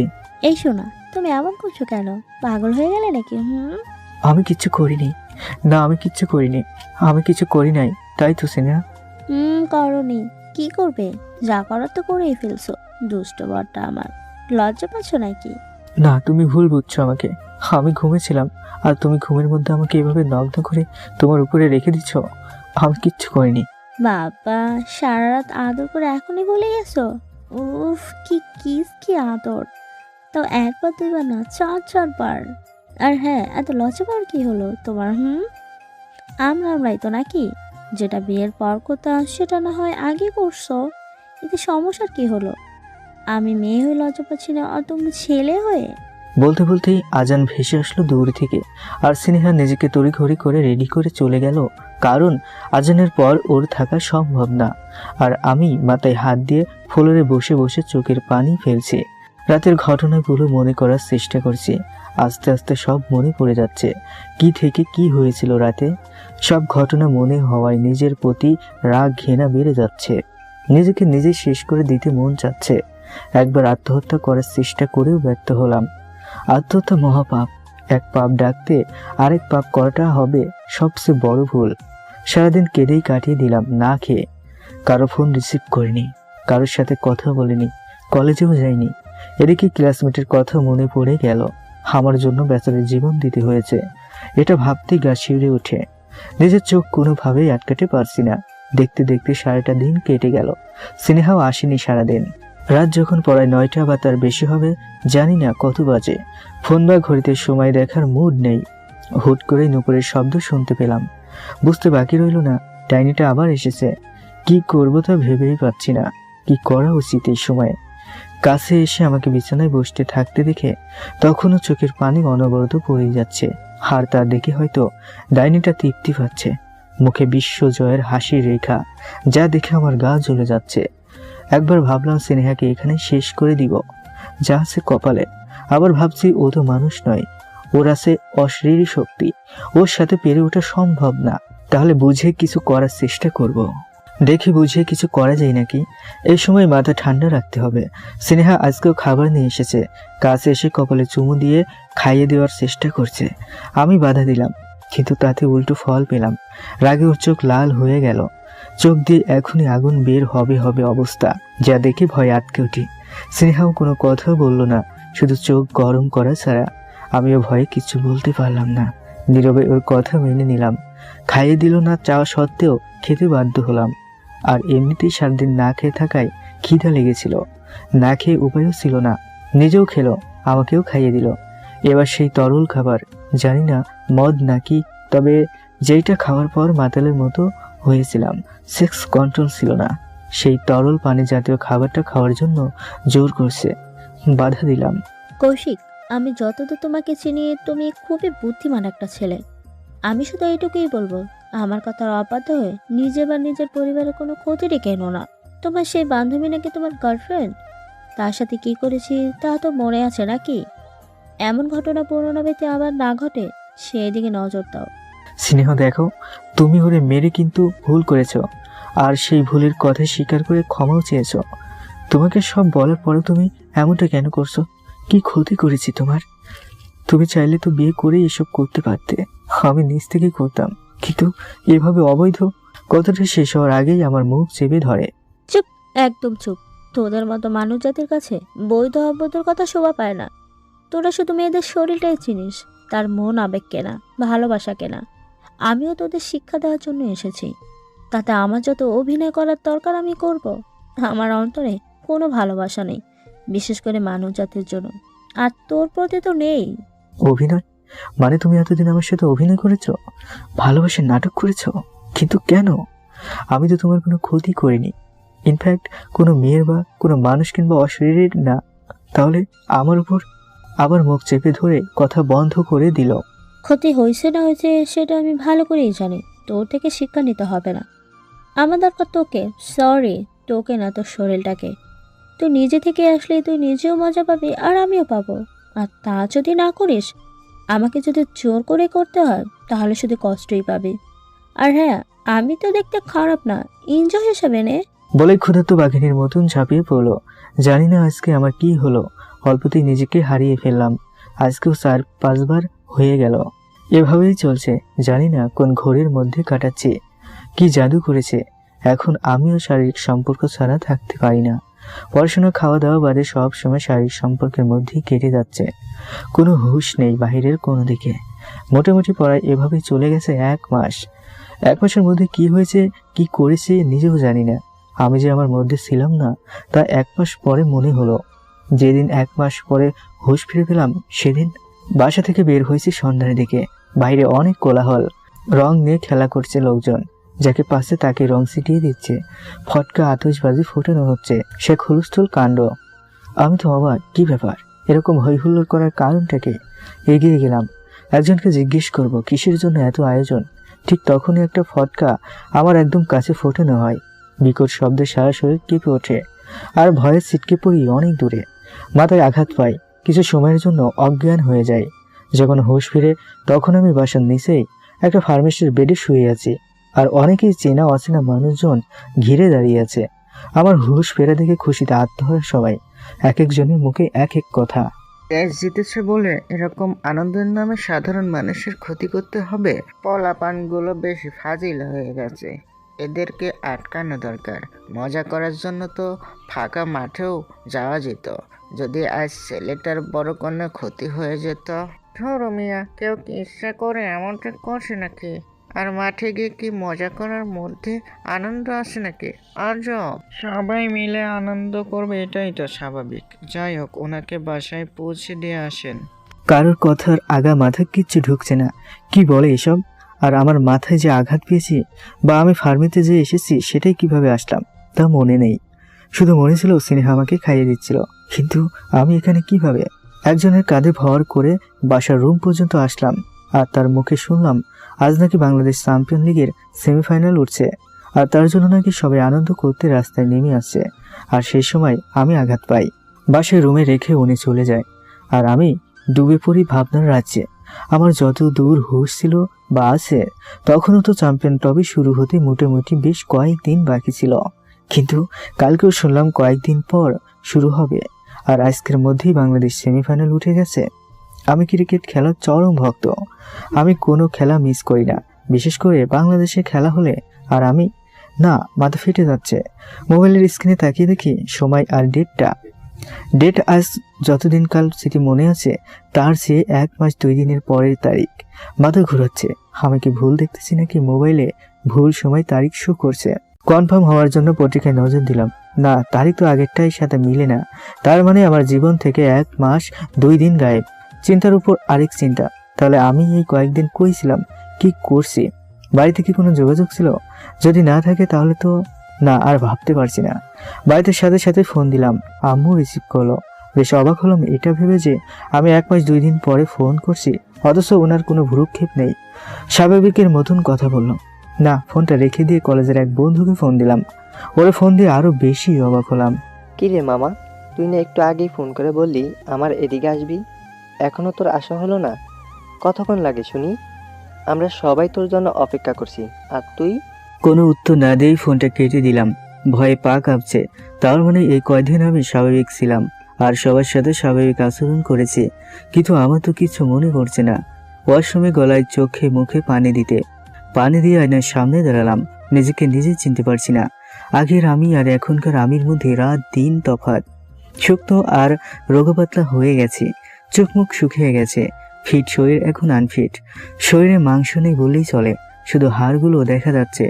নিজেকে নিজের দেখে চিৎকার করে উঠলাম, এ কি হাল হয়েছে আমার? এই অবস্থায় বাড়ি যাব কি করে? বাবা মাকে কি উত্তর দিব এখন চেহারা হওয়ার কারণের কথা?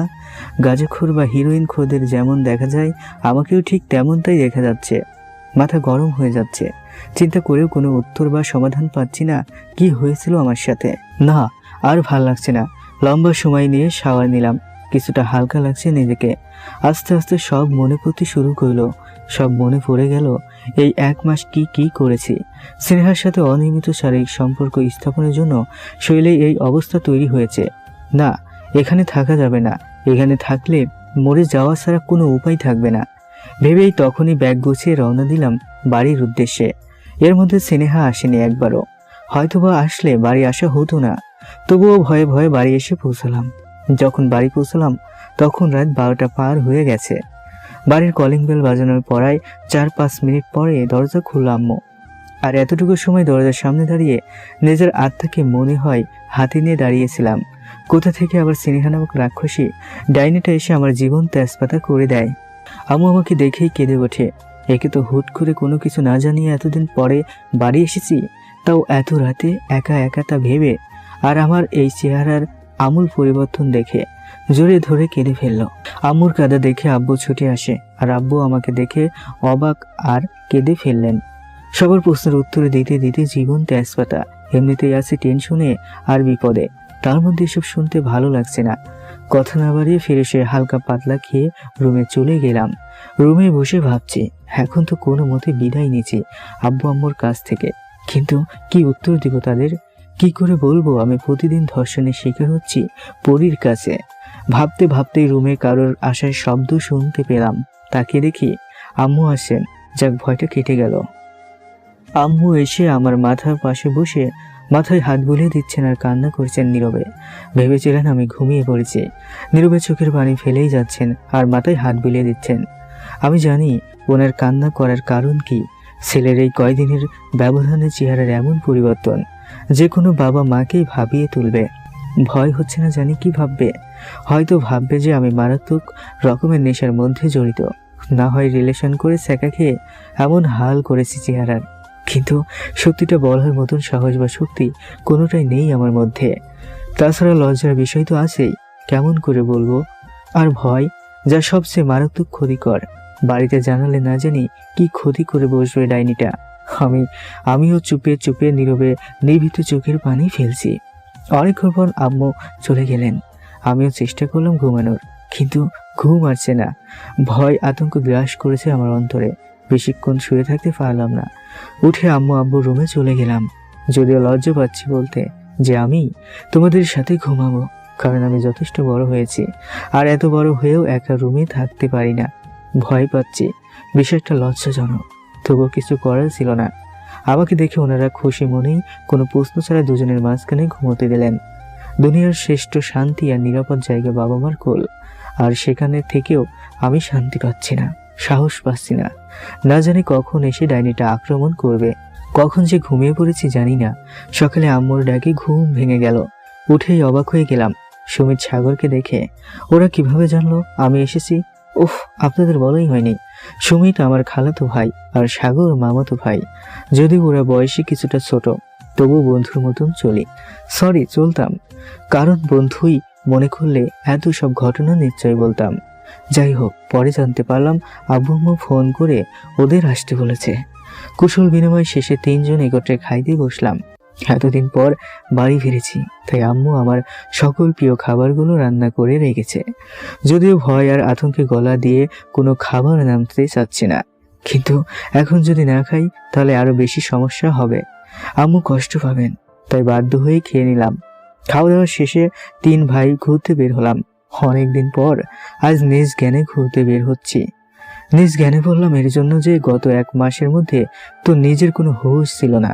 কোথায় কি করছি বা ঘুরছি সবটা আমাকে চালানো হয়েছে, আমি নিজে থেকে চলিনি। সিনে আমাকে বয়স করে রেখেছিল নিজের। যাই হোক, ঘুরতে ঘুরতে একটা পার্কে এসে বসলাম। ভাইয়া, তুমি অনেক বদলে গেছো। তোমাকে দিয়ে এটা আশা করিনি, কখনো ভাবিনি এই অল্প কয়েকদিনের ব্যবধানে তুমি এতটা পাল্টে যাবে। খোঁজ খবর নাও না, একটা ফোন পর্যন্ত করো না। আমি করলেও তার রিসিভ করো না, যদিও বা করো আবুল তাবুল বাহানা দেখে রেখে দাও। সেটাও মেনে নিলাম, হয়তো বিজি ছিল, কিন্তু রাতে বাড়ি আসলে সে কথাটা তো অন্তত জানাতে পারতে। স্টেশনে তো রিসিভ করতে যেতে পারতাম। ভাইয়া, জানি না তোমার মধ্যে কি চলছে বা কী জন্য এমনটা করছো, কিন্তু ঢাকায় গিয়ে তোমার মতো মানুষ চেঞ্জ হয়ে যাবে এটা কল্পনার বাহিরে ছিল। মানুষ বড়লোক হলে যা হয় আর কি। এখন ঢাকার কত বন্ধু বান্ধবী পাইছে, ধনী বড়লোকদের সাথে মেলামেশা।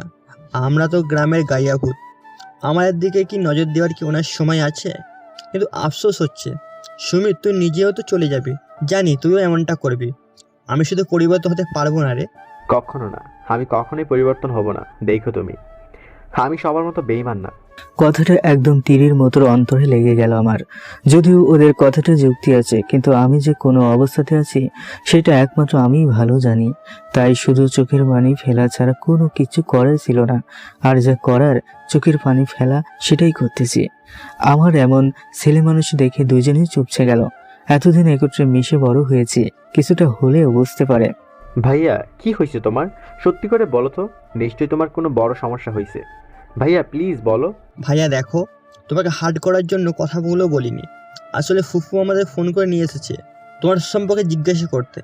তোমার যে চেহারার হাল বানিয়েছো তাতে তোমাকে ভয়ঙ্কর লাগছে, চিনাই যাচ্ছে না। প্লিজ ভাইয়া, মন খারাপ করো না। আমরা নিজে থেকে কথাগুলো বলতে চাইনি, তোমাকে কষ্ট দেওয়ার কোনো ইচ্ছেই ছিল না। প্লিজ ভাইয়া বলো, তোমার কি হয়েছে? তুমি কি কোনো রিলেশনশিপ করছো আর তাতে ব্রেকআপ হয়েছে, কিংবা কোনো নেশা? ধুর ভাইয়া, কি জিজ্ঞেস করো? কৌশিক ভাইয়া আর নেশা? অসম্ভব। অন্য কোনো সমস্যা হয়েছে? ভাইয়া প্লিজ বলো কি হয়েছে। আমরা নিজের জীবন দিয়ে হলেও চেষ্টা করব তোমাকে সাহায্য করতে। অনেক ভেবেচিন্তে দেখলাম এখন যদি সমস্যার কথা না বলি আর কখনোই বলা হবে না, আর কোনো সমাধানের পথও পাবো না। ওরা যদি কোনো সাহায্য করতে পারে।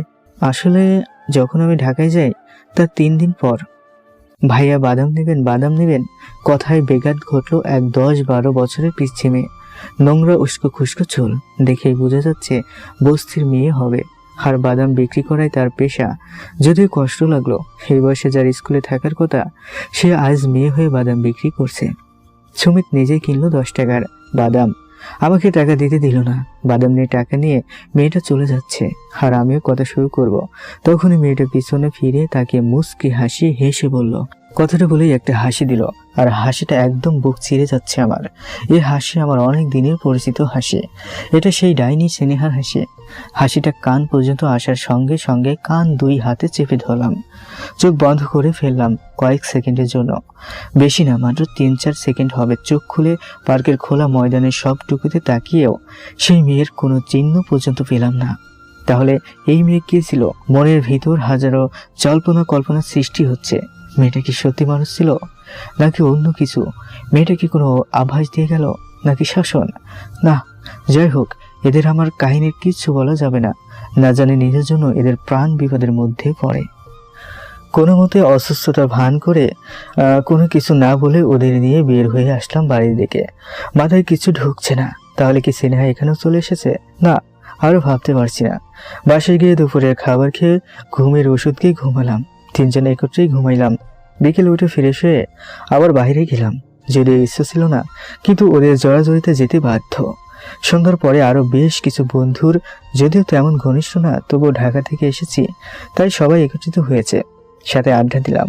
সবার একটাই প্রশ্ন, আমার শরীরের এতটা অবনতি কিভাবে হলো, আর যার উত্তর থাকলেও দিতে পারছি না। এই এক প্রশ্ন শুনতে শুনতে বিরক্ত হয়ে গেছি, তাই আর বেশিক্ষণ থাকা হলো না। বাসার উদ্দেশ্যে রওনা দিলাম। রাতের খাবার খেয়ে তিনজন একত্রে ঘুমিয়েছে। মাঝরাতে ঘুম ভেঙে যায় প্রচন্ড ঠান্ডায়। মনে হচ্ছে আমি বরফের উপর শুয়ে আছি। চোখ মেলে দেখি আমি আমার বাসার ছাদে। মাথায় বাজ পড়ে গেল। আমি তো আমার বিছানায় থাকার কথা, কিন্তু আমি এখানে আসলাম কি করে? শরীর অবশ হয়ে যাচ্ছে ভয়ে। তাহলে কি স্নেহা আমাকে নিয়ে এসেছে? ভাবা শেষ হওয়ার আগেই সেই পিশাচিনীর হাসি। পিছনে তাকালাম অনেক ভয়ে ভয়ে। তাকে দেখি স্নেহা দাঁড়িয়ে আছে, আর ওই দুই চোখ দিয়ে আগুন বের হবে হবে ভাব। রাগে গজ গজ করছে, এখন আমাকে ছিঁড়ে দুই টুকরো করে ফেলবে। তুমি তুমি এখানে? কি ভেবেছিলি পালিয়ে আসবি বলে তোকে ছেড়ে দিব? কখনো না, তোকে তো জীবন থাকতে আমি ছাড়বো না।